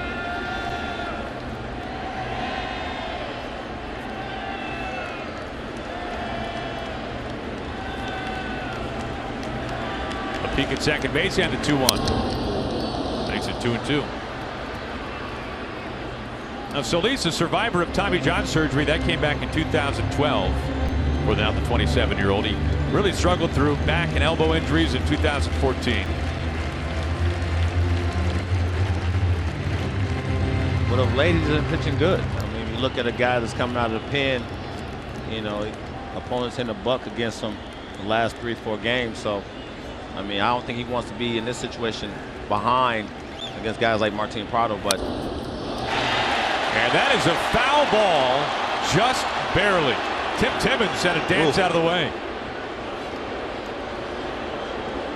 Tough call for the umpire. You got to get out of the way of the baseball and make it, and make a call on it. It's a great angle, guys. Yep. Good look by Tim Timmons as well. The best seat in the house right there. Yeah. Obviously, you'd like to see an emphatic foul signal. Not mincing words there. 2 balls and 2 strikes. It remains to Prado. Marlins have a chance for more here in the bottom of the 6th. This is lifted to left field. Sounded like a broken bat. Izzy, medium depth for round number 3. 2 runs in. Justin Bour, a mammoth shot, and who's happier than Jose Fernandez?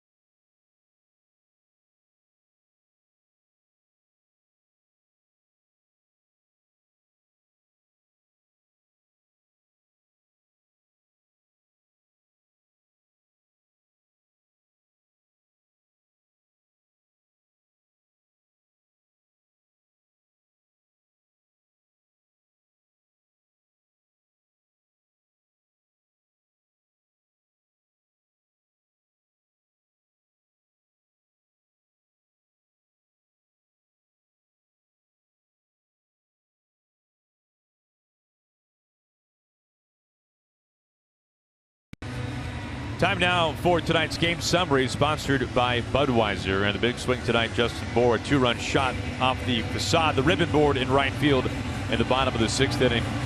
Jose Fernandez, nearly 10 strikeouts, 31 punch-outs in his last 3 games. He struck out 11 each of his last 2.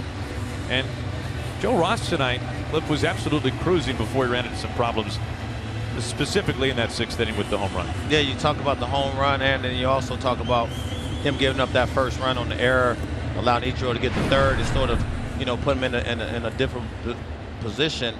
Right? I mean, he didn't pitch bad, so you know he made a couple mistakes tonight, and he paid for them. Cal Bearclaw is now pitching, taking over for Fernandez. Faces Murphy. I saw the pronunciation of his name earlier, and I just thought, man, it don't look like Bearclaw. But it's Bear Claw. I mean, you see it and he's like, wow. Okay. Shades of the Revenant right there. Yeah. Going up top with it. Bear Claw got some cheese. 96 easy. Fastball and a slider. His slider has been nearly untouchable when he's thrown it this year. There is the slider. 3 pitches, and Murphy down swinging. Right on cue, man. Good start for Bearclaw.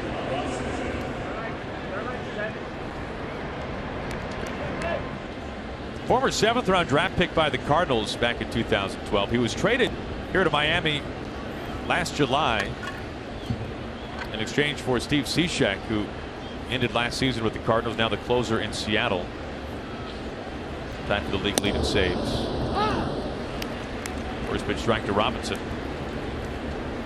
It is superhero night here from Marlins Park.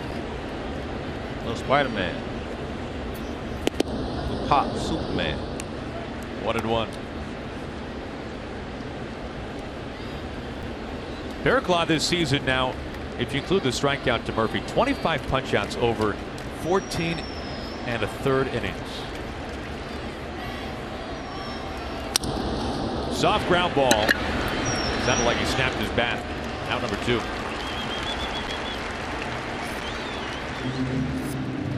MLB.TV Premium, the #1 live streaming sports service, delivers everything you've come to expect and more. Watch every out-of-market game live in HD on over 400 supported devices. Visit MLB.TV for details. Nationals' only run in this game, Clint Robinson, a 2-out RBI single.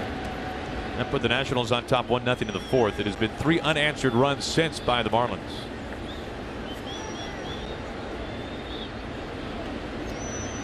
First pitch to Rendon, and it's a strike. Rendon batting over 400 his last 10 games. Entering tonight, 15 hits in those 10 times out.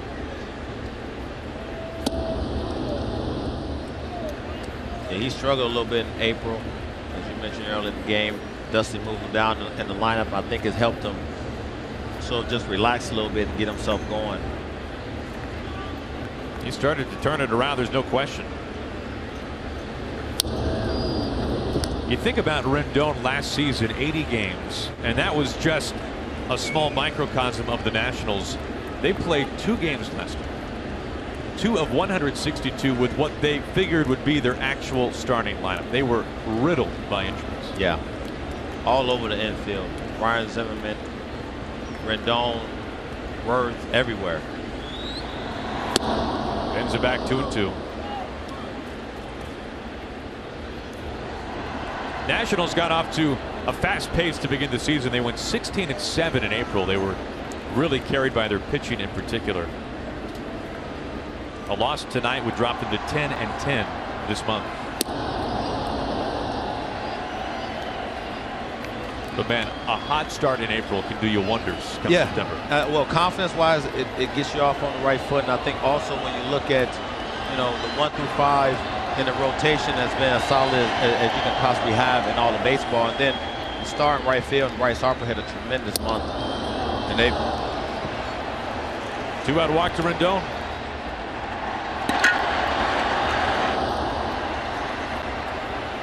That brings in Espinosa. I've always wondered when pitchers shake their head and you have 96, 97 in your back pocket and you throw a slider 3-2. What you shaking your head about? Because to me, it's always about throwing your best pitch. And maybe his slider is a really good one that you talk about, but 96 speaks volumes to me. That's now 8 straight outings by Barraclough with the walk. And keep in mind, he does not work ever more than 1 inning. That's been his max. First pitch strike to Espinosa. Okay, well, that was pretty dirty right there. That wasn't the last pitch I saw. That pitch right there. You throw that a couple more times. I don't think Espinosa can hit this one. That's tight and unhittable. 2 outs, Rendon at first base.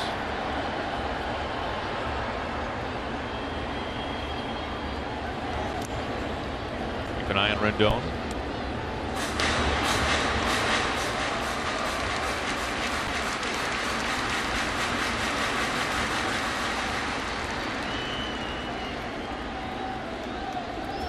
Espinosa batting just above 200 on the season. His first 30 games of the year, he was hitting $180. His last 10, he's really started to up things, batting just south of 270 his last 10 games.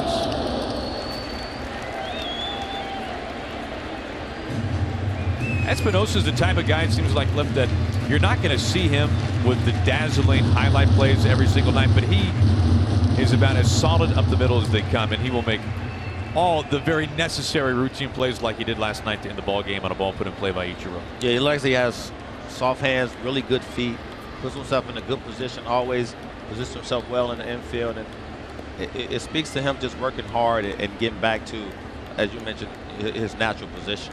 Incredibly strong arm. Down swinging. Out number 3. Rendon stranded. It's time to stretch here in Miami.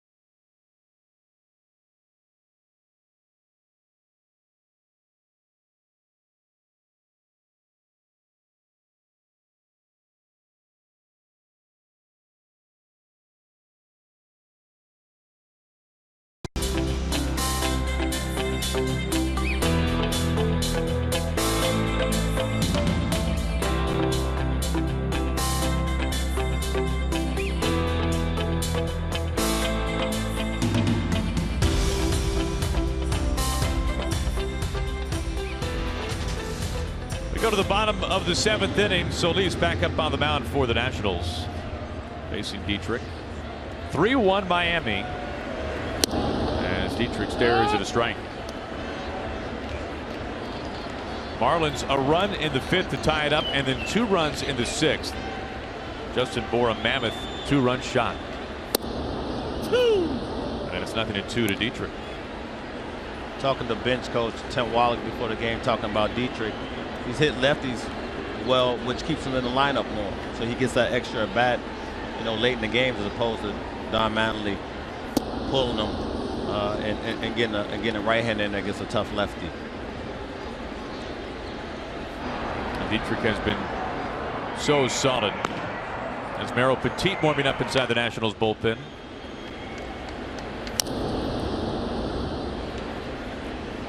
Just gets a piece. Stanton on deck. I think this might be the last batter that Solis sees. Yeah, Petit is not warm enough to get loose. This isn't recreational? No. Tag applied. Dietrich is out. You talking about stink as a hitter? Oh, that one right there. That crushes you. All you're trying to do right here, if you Dietrich, is foul this ball off, and you that close. Credit to Lobaton for getting up and saying, "Hey, let me be a cat and get out here and get this ball before it does roll foul." Right? A little bit more. He is out. We've got a pitching change. Petit's coming in for Dusty Baker.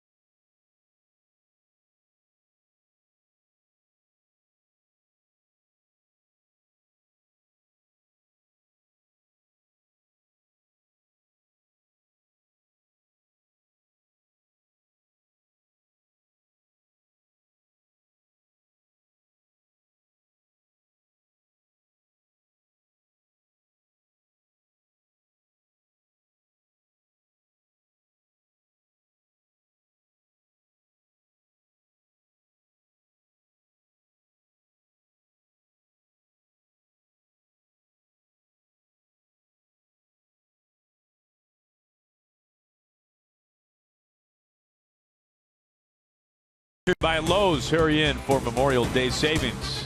And by Nationwide, Nationwide is on your side. Nice shot of Miami as we are in the bottom of the 7th with 1 out. A double switch by Dusty Baker. Mero Petit up on the mound. Yeah, you say Miami. That was South Beach. Oh, is this the wild pitch and the air talk coming back to get me? I'm just giving you, well, you know, a little bit of what you need. I mean, I live down here, so I should know. If I didn't live down here, well, I didn't see you cutting in line to take that one back from break. 1-1. Well, I thought you saw all the colors. You would think it's a little no. different than downtown, where we stand, right? It's a very good point. Stanton, 1 ball and 1 strike. Petit, the 3rd pitcher tonight, used by Dusty Baker. Zimmerman is at first, by the way. You can see Ryan Zimmerman, bat 9th, taking over for Robinson.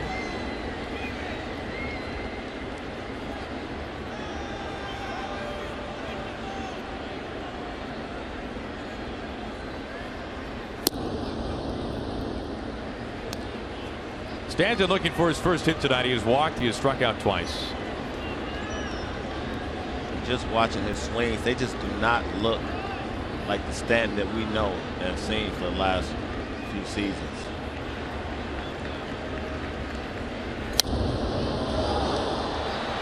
High and out of play. 2-2. Until he makes the adjustment and gets off his heels, he will struggle and he'll have a tough time. When he swings, he's on his heels and he is just absolutely bailing out. And you know, it's easy for me up here, of course, but I've been in that box and doing some of the same things I see from him. And you know, it's an adjustment that's going to take time. It's not going to happen overnight, but you know, I'm assuming he's going to make them sooner than later.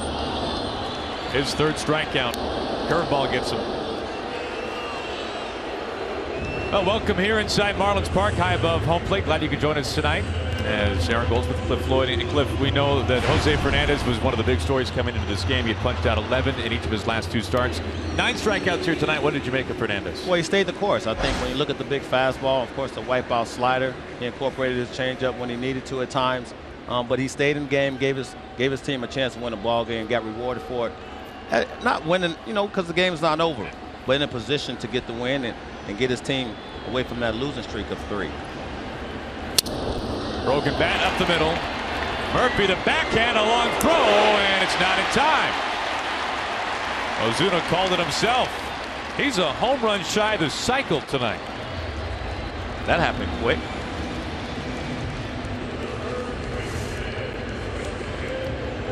Just up the middle, just a nice piece of hitting by Ozuna. Tough play for Murph to make. Even the broken bats, that goes down a champ in my book. Broken bat hits are always great when you get a knockout of it, Aaron. You have to order some more of Barry's bats. Part of the turnaround. Yeah. This is his 4th 3-hit game of the season.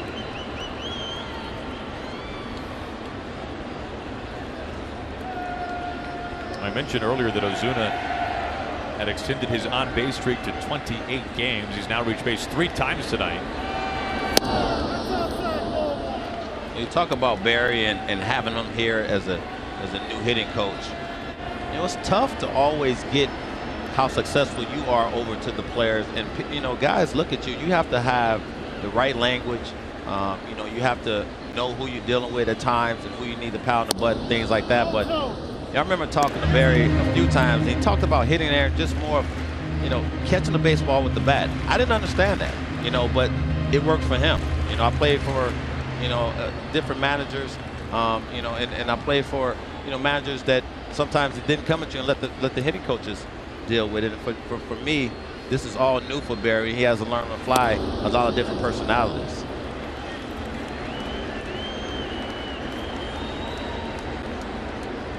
Three balls and nothing to Bohr with a big smash earlier in the 6th inning.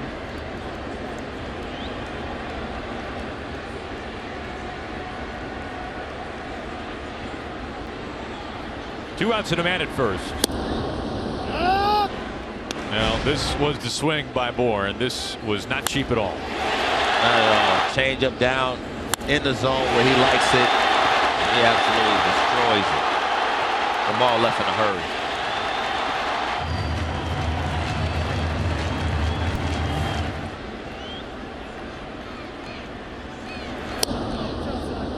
A walk with 2 outs. Ozuna to second, and Moore is aboard for the 3rd time.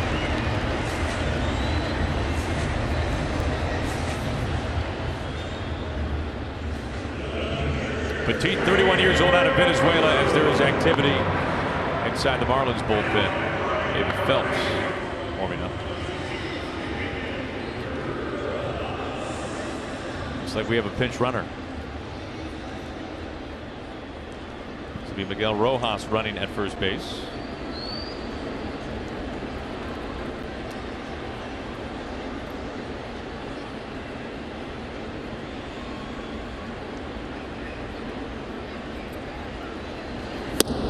Real Muto looks at strike 1.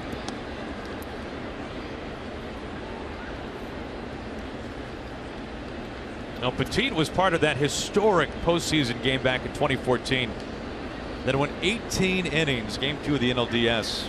He tossed 6 shutout frames against the Nationals, now the team that he pitches for.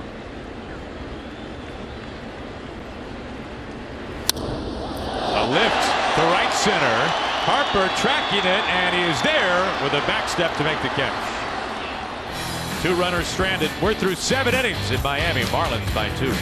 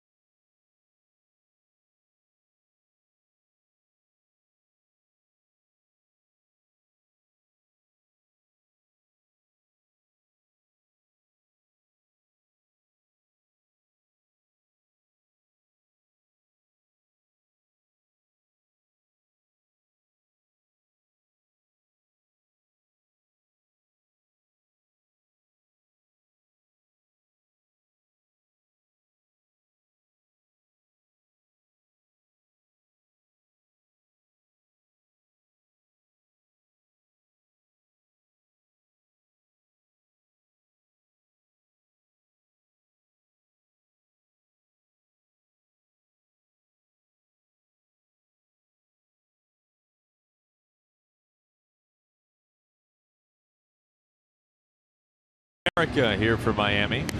Well, the best seats at every ballpark for every game. Visit MLB.com/tickets today.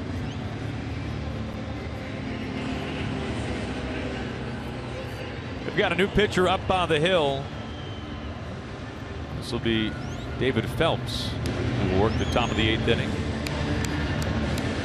He's been reliable, huh? David Phelps, last 5 outings, goose eggs in the run department. Phelps making his 22nd appearance on the season.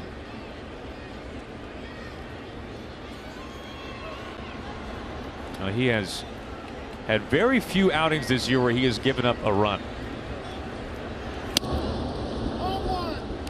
First pitch misses to Lobaton. No, you're right, Cliff. 21 appearances entering tonight. 19 have been scoreless. That's impressive.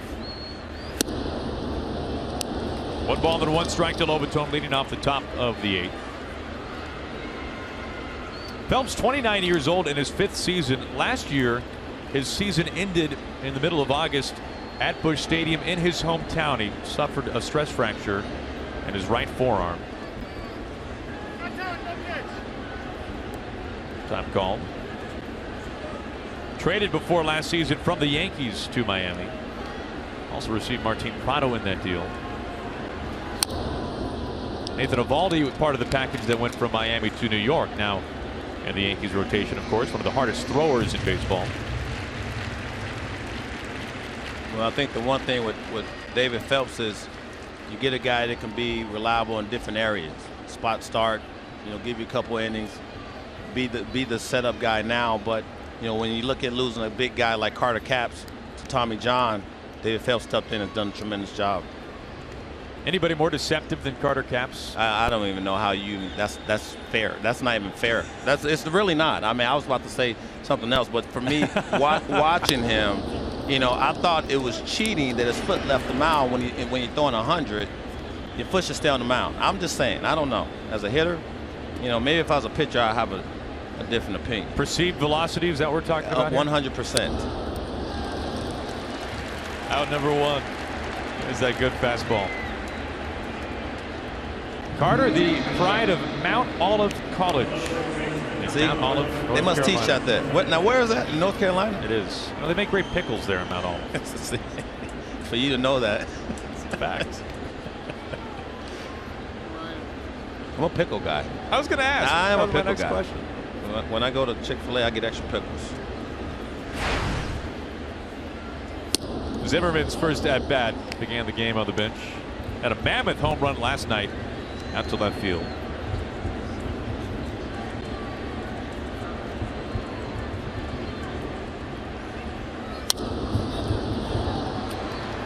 This is slicing foul. Rojas, a long run.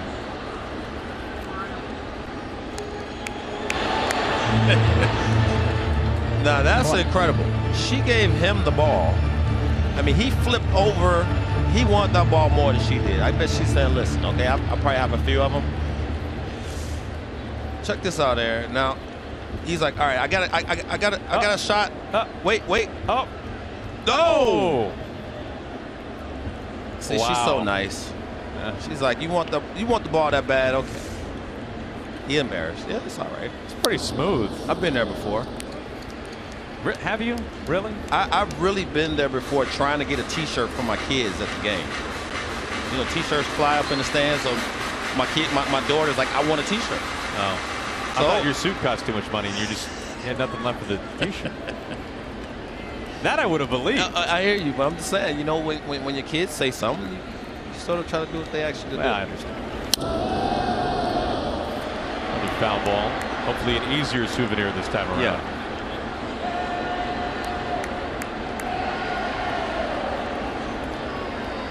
Like, see? Yeah. I paid for that. Was it worth it? I'm going to say no.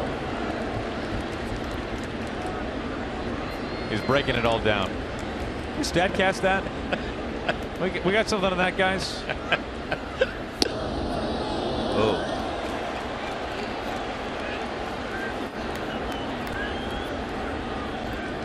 Last 2 games between these 2 teams, Zimmerman has homered in each one of them. Wow, this is really... Who knew at the time that this would be? Well, that's helping much. His homeboy seems interested. He's like, "Yeah, you should have did it." Zimmerman calls time.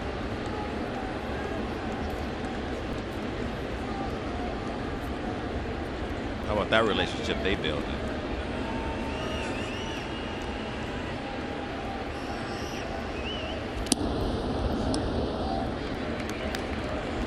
Now Fernandez getting the start tonight, striking out 9.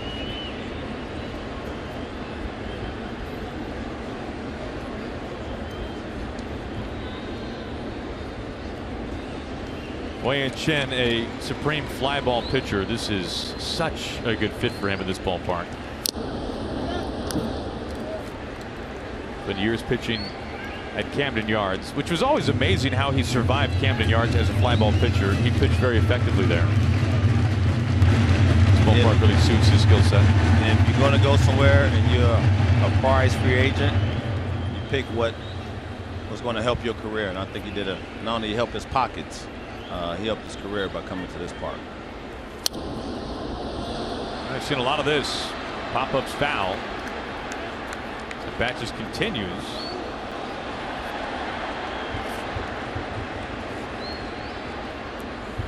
Next pitch will be number 9. Phelps throws his fastball a lot, almost 70% of the time, a mid-90s heater, and opponents have not been able to do much against it. Batting well beneath 150. 1 out, nobody on. The opposite way and right to the glove of Stanton, who's had a quiet night in right field. On a line, but out. Nice piece by Zimmerman. I'll call that an atom ball. You hit them right at him every once in a while, and that's what happens. But you can take that one, you know, to your next at bat, because that's the type of bat that can get you going. You a BABIP guy, Cliff? I have no idea. I don't even know. I've tried to figure out what BABIP is. With a P. BABIP? Well, yeah. Oh, okay. Well, I mean, it's you see, when you start getting to these analytical things, Aaron, you know, you start to lose me. I like my eyes a lot more than the BABIP. Well, it sounded like, based on what you were saying, that you would be a prime cheerer of the BABIP. Well, the batting average on balls in play. No.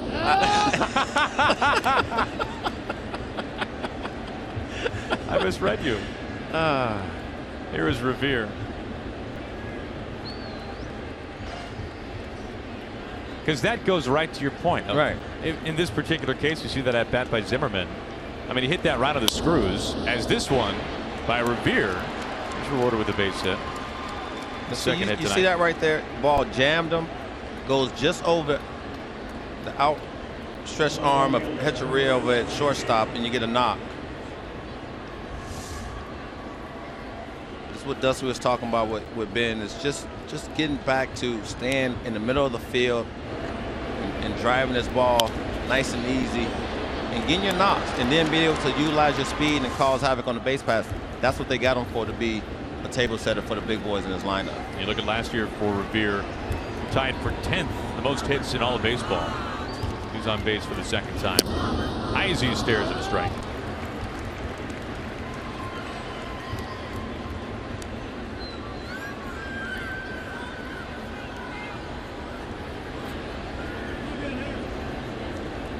Both managers, their first year with their respective clubs. The game is better with Dusty Baker. I mean, that's an understatement. I mean, just look at the look. Wristbands, toothpick. He's as cool as they come. Don Mattingly, same thing. I swear. You see the sideburns. I mean, they both got distinct looks, and it's just fun to sit there and walk into Dusty's office in pregame today and listen to the music that he has going on, and he's on the phone while the music is playing. And the conversation was easy breezy. Well, Dusty, it's easy for a lot of people to forget. Almost 2 decades as an outfielder in the major leagues. This is his 21st year as a major league manager. First, of course, with the Nationals. After a 2-year hiatus. High and foul the opposite way. Boy, that had a lot of carry to him. Yeah. Heisey. I'm talking about Dusty, Aaron. You know, you can say he's cool and you like the look or you don't like the look, whatever. The man's smart. The knowledge that came out today was just about matchups and certain things that's going on with his ball club and how to rest guys and things like that I think, you know, is not spoken enough about.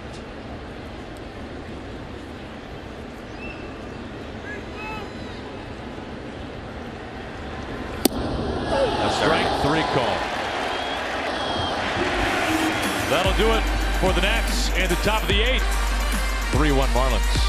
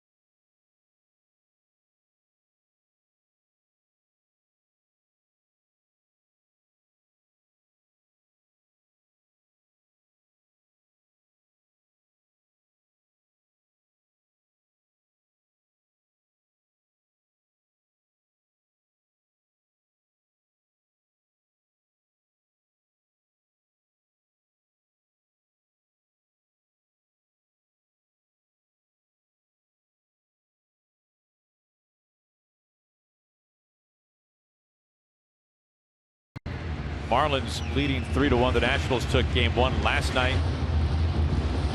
Marlins trying to even the series here tonight to set up the deciding game tomorrow. It is superhero night. You think? I hope it. I hope there's a theme. Just by coincidence. Echeverria leads off the last of the 8th.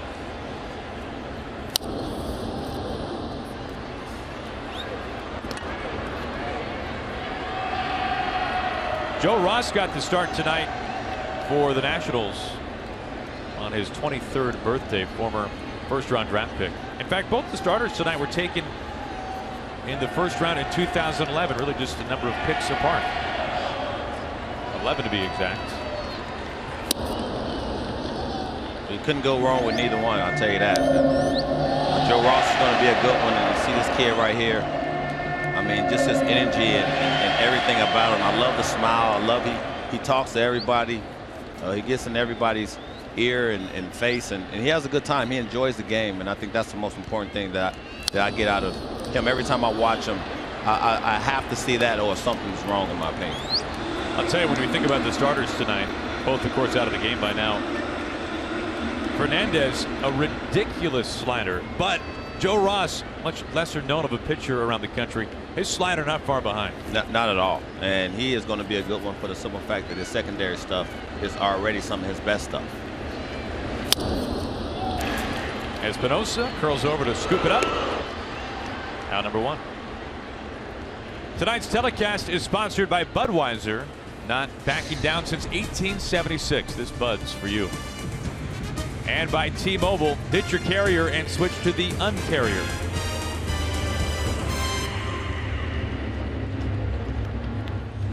And a pinch hitter with 1 out of the bases empty in the last of the 8th. This will be Cole Gillespie. 0 for 5 as a pinch hitter this year. Has also spent some time with AAA New Orleans.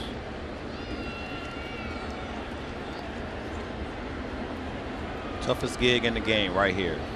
Cold off the bench, trying to figure out how to go up and hit a guy who's warmed up, who's been in the game, has been effective. You got to give a quality at bat. That's what it's all about.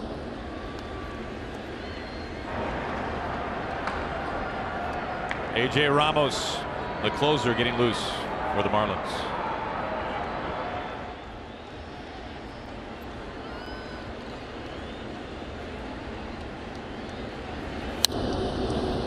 Sometimes we hear players in the game who this is their role, pitch hitter, saying that you go up there and you're looking to hit right away, first pitch. Is that something that you found to be true in your experience? Well, you like to think it is. I mean, you want to have a quality bat, as I say, but if the first pitch, is right there, that's quality, because you had a plan walking up to the plate. You can't go up there sometimes trying to work in a bat. When you pitch in, you have to be aggressive. And you're going to miss pitches, and you can't get frustrated when you do miss pitches, because you just, you're not on point all the time. As a pinch hitter, you're trying to catch up most times. And he's behind here, 1-2. Marlins a run in the 5th. RBI single from Prado, 2 runs in the 6th. Justin Bour gave the Marlins the lead. The opposite way.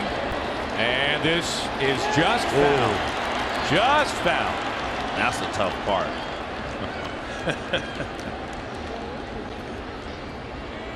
Yeah, I want to check too. Yeah, check, please. Yeah. Marlins do have one of the best that ever did it, though. And Lenny Harris, their third base coach. Look at this replay down the line. Just foul. Oh.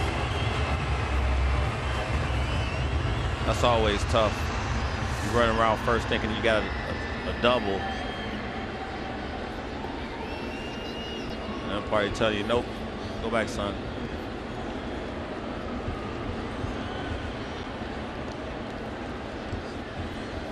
One out, nobody on.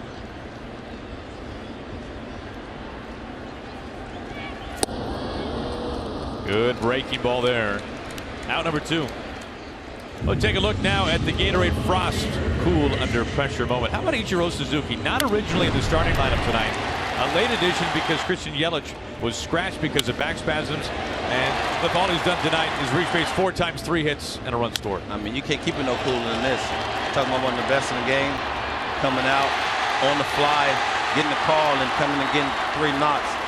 That's the way to make the best of the night for yourself in that situation. So hats off to Ichiro for just being ready and, you know, on cue, knowing and probably getting some whispers that Yelich, you know, wasn't feeling well, to sort of stay ready. As Christian Yelich took some swings in the cage today and not on the field, probably led him to believe that, you know what, I might be in there, so stay ready. Ichiro on the hunt for his first 4-hit game since the middle of August of last season.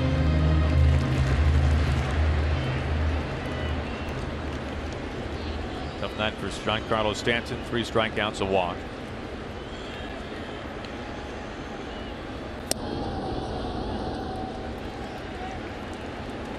Now 3-0. As crafty of a lefty as there is in the game. 100% legit. I mean, this dude comes up with every delivery in the book. Oliver Perez. 3-1. So Ichiro entered tonight 50 hits shy of 3,000. He's picked up 3 base hits this evening. He's 2 shy now of Willie Keeler for the 32nd most hits in big league history. Full count.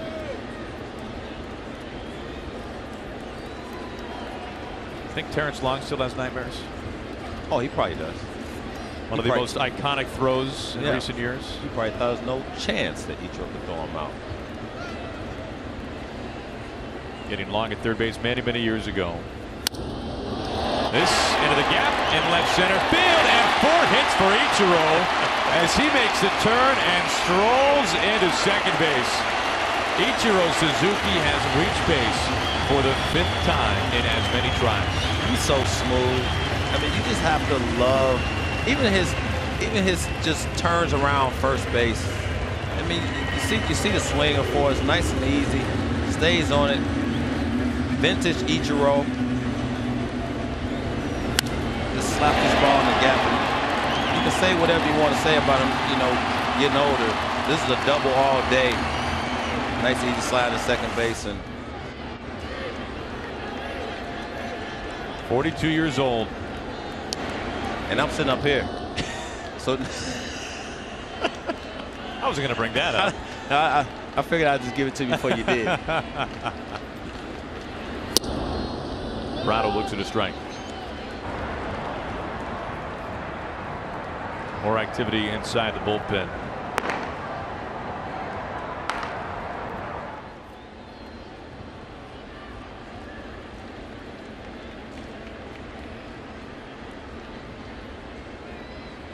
Petit got the first 2 men in order before that base hit to Ichiro, and is now ahead of Prado 0-2.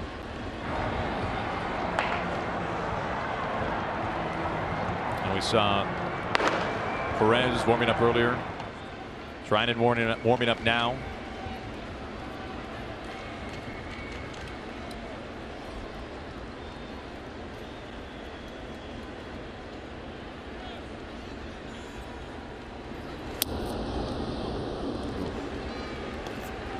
Ball and 2 strikes. Does not use that curveball very often. Went with it that time. Well, he's so good at spotting his fastball that he don't have to go to it. But in this situation, with a good hitter and Prado at the dish, you have to bring out all your punches. He used it more last year, it seems like. Another curve.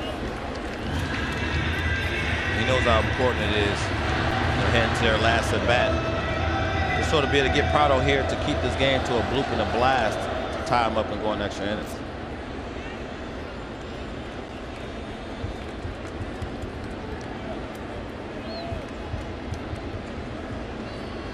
Ichiro at second base.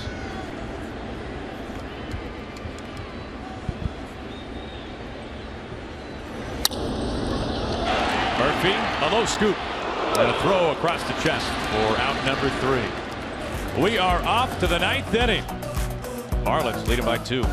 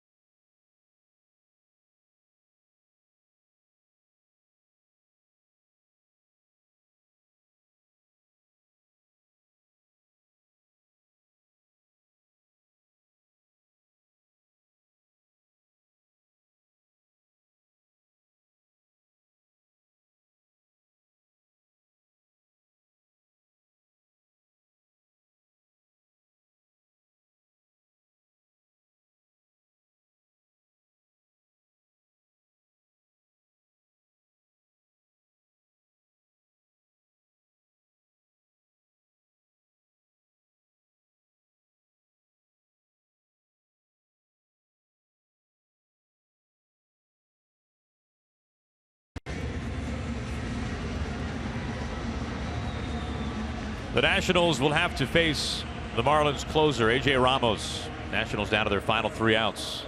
It'll be Bryce Harper to lead things off, facing Ramos, who has been in an absolute groove lately. He has converted 21 straight save opportunities. That's the 3rd longest active streak in the majors. And he's on here to face the heart of the Nationals order.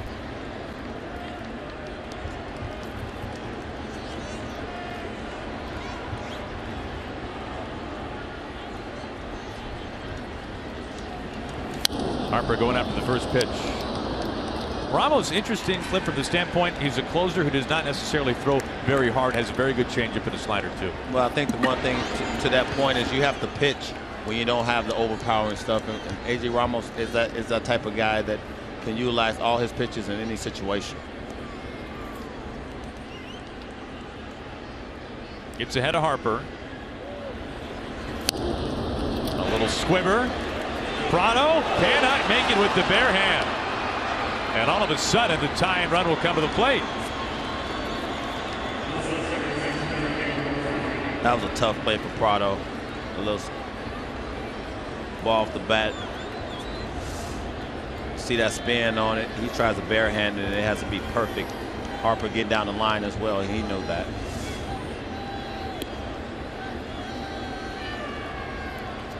Harper an infield single.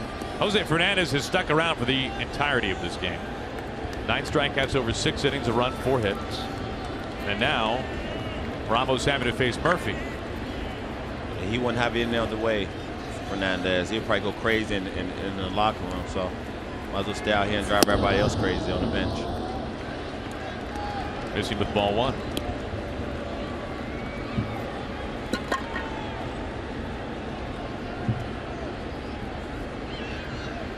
Murphy a single in his first at bat. He has struck out each of his last 2.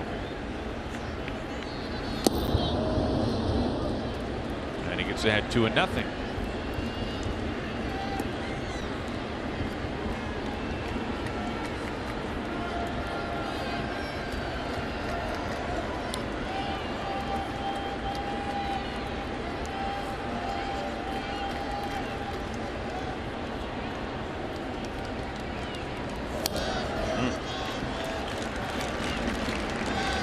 Two balls and a strike. That ball took off Murph right there. It almost hit it with his wrist.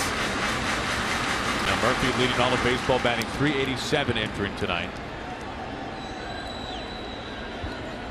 A hit in this at bat would be his 21st multi-hit game on the season. He leads baseball in that category. Harper at first, an infield single. Murphy the tying run. And a strike. See Murph down in that crouch. Hits with his legs a lot, which is always good for any hitter. But you also see a great pitch from Ramos at the knees on the black outer half. And it is Wilson Ramos on deck. The pinch hit. Still 2-2. Now Ramos last season a career year in terms of games pitched in, over 70. The most saves in his career, 32, and punch-outs just south of 90.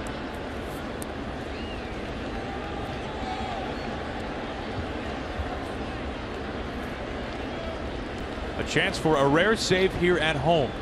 9 of his first 12 have come away from Marlins Park. And a full count to Murphy.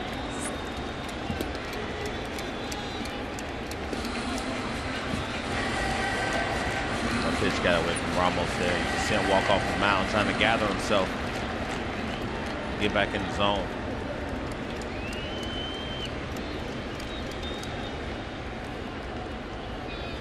Here comes the 3-2 swing, and he just got a piece. Came in that time with the changeup. Opponents hitting .071 this season on that changeup. See the changeup out Ramos's hand. Murph got just enough, but that's what good hitters do. Get enough of it, get another pitch. Again, the 3-2 ground ball, base hit. Harper into second base. He's making the turn. Stanton's throw, and it's offline. And the Nationals have runners on the corners. Like I said with Murphy, battle. Get enough of a change up the pitch prior. Get another one, you know what to do with it. You put it in play, you get a second shot at it, and you come through with a big knock for your boys. Good secondary by Hart. Even with the little hesitation he gets over the third base. Good base running by him, but he better be safe in this situation. The piece of base running, the piece of hitting on both ends. Nothing wrong with the throw from Stanton, just a little offline. Charge it as good as he could.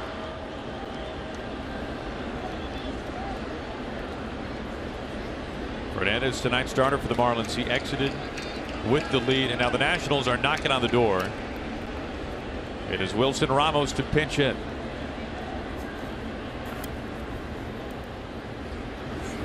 Now Ramos, you saw the average there, batting .333. He has rarely come off the bench. He is 0 for 1 as a pinch hitter, and he's ahead of the count of 1-0. You look at those numbers right there, runs in scoring position, that's absolutely destroying the baseball. And you know, when you have resting, you know, starters, you have a great bench, and Dusty's able to bring some of these guys that we saw with Zimmerman, now Ramos in the situation. On a line into left, it drops in front of Ichiro. Harper scores, and the Nationals are within a run, and they have yet to spend an out. Ramos off the bench, an RBI single, and the lead cut to 1. Another good piece of hitting by Ramos. Ball in on his hands, and he's able to fight it off. See that ball going in on his hands. He fights it off and gets enough of it and drops it in ahead of Ichiro for the knock and RBI. Well, things getting very interesting here in the ninth. Almost like I did my job. I'm going to sit down now. It'll be Michael Taylor running at first base. Started last night's game.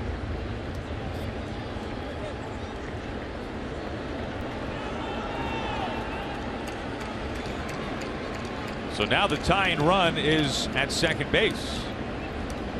That's Murphy. The go-ahead at first. Now Taylor. Rendon showing bunt and a strike. When the last time he did that?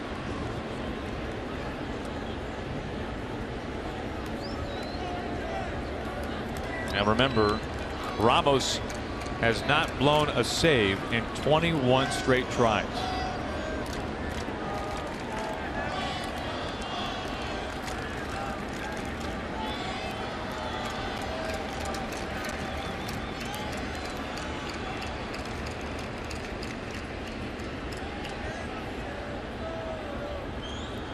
Rendon steps out.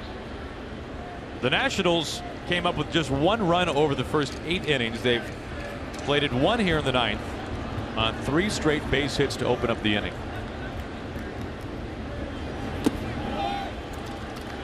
Best thing you could ask for in this situation is the heartier lineup against the closer coming in. Bryce Harper leading off the inning. Got the little squib hit, and all of a sudden the pressure's on. I know you say no harm, no foul with the little base hit, but then you got the best hitter in the game right now, and Daniel Murphy after that, and it just starts to snowball.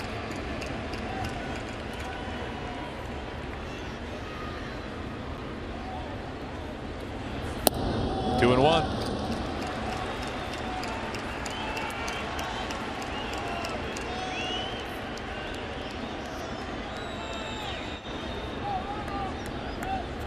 Not quite the smile we saw from Jose Fernandez. Oh no, it's got a little serious.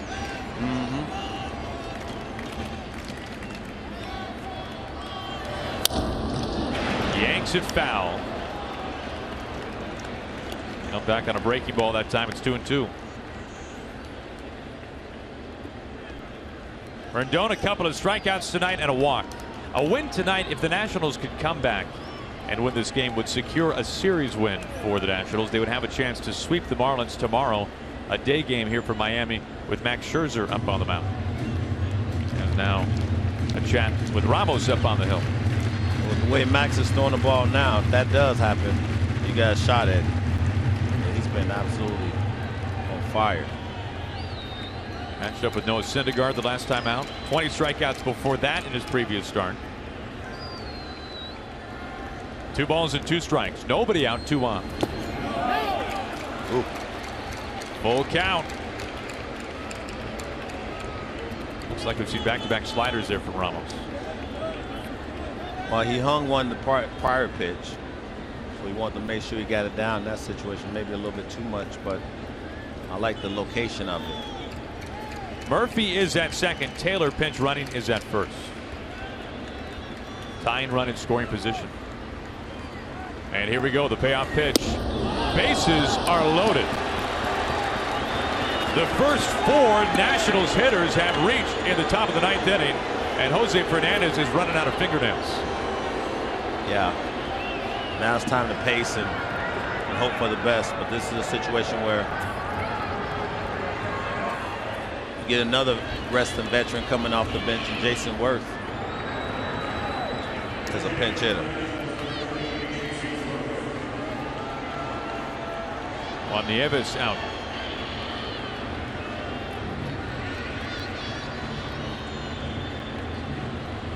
Bases loaded, a run already in, and nobody out.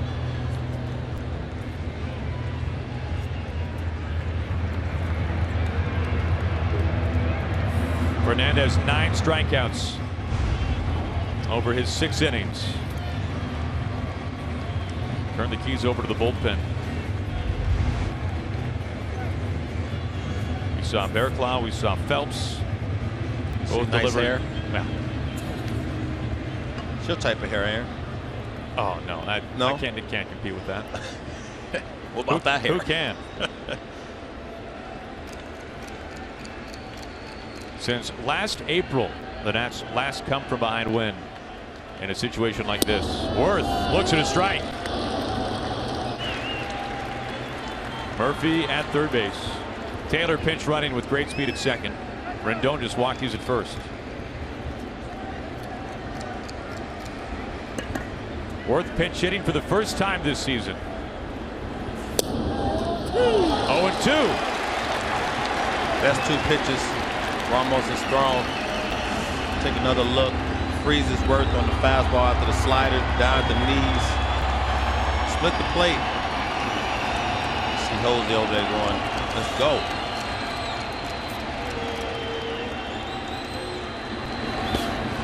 Able to hold back.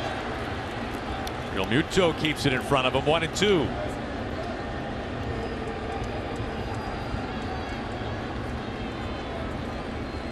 This has been a tough start to the season for Worth. Yeah, but you look at those career pinch hitting numbers. He's done them before, so he's been here. He's been in this situation, and you know this is the easiest you're going to have from a defensive standpoint. Put a ball in play. He does exactly that. Low pick. Bravo, the backhand, and out at home. A much-needed out, number 1. Gets 2 outs on that, Aaron. Prado steps on the bag and throws the ball home. For JT to apply the tag. This is the worst thing that could happen for Jason Murphy in this situation in the Nats. You see Prado steps on the bag nice and easy, and Daniel Murphy does not know the situation, of course, because the plays behind him. Great shot. See Jose taking a peek, and now he's blocking our view. Get out the way, man. We can't see. That is huge.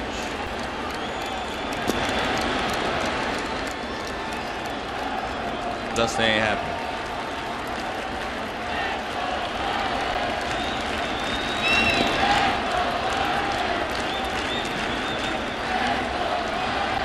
Nationals now down to their final out. And Eliza the bat of Lobaton.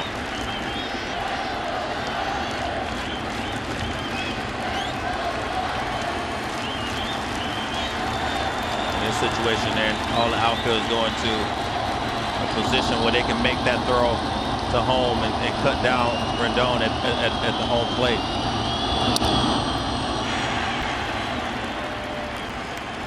One ball and 1 strike. Marlins trying to hold on here in the 9th inning.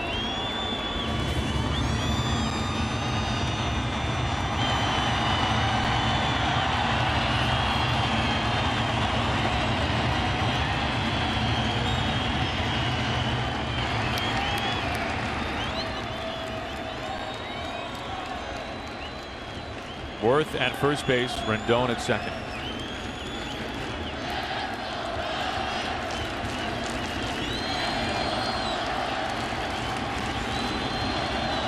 The 1-1.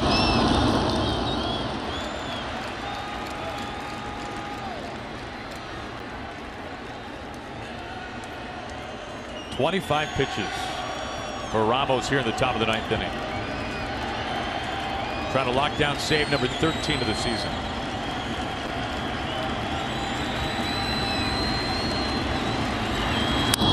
In play. Rojas, the flip, and that'll be it. The Marlins are able to hold on, and they have tied this series up at a game apiece. 3-2 our final, and this was a close one here in the 9th inning. We will return right here to Miami to wrap things up right after these messages.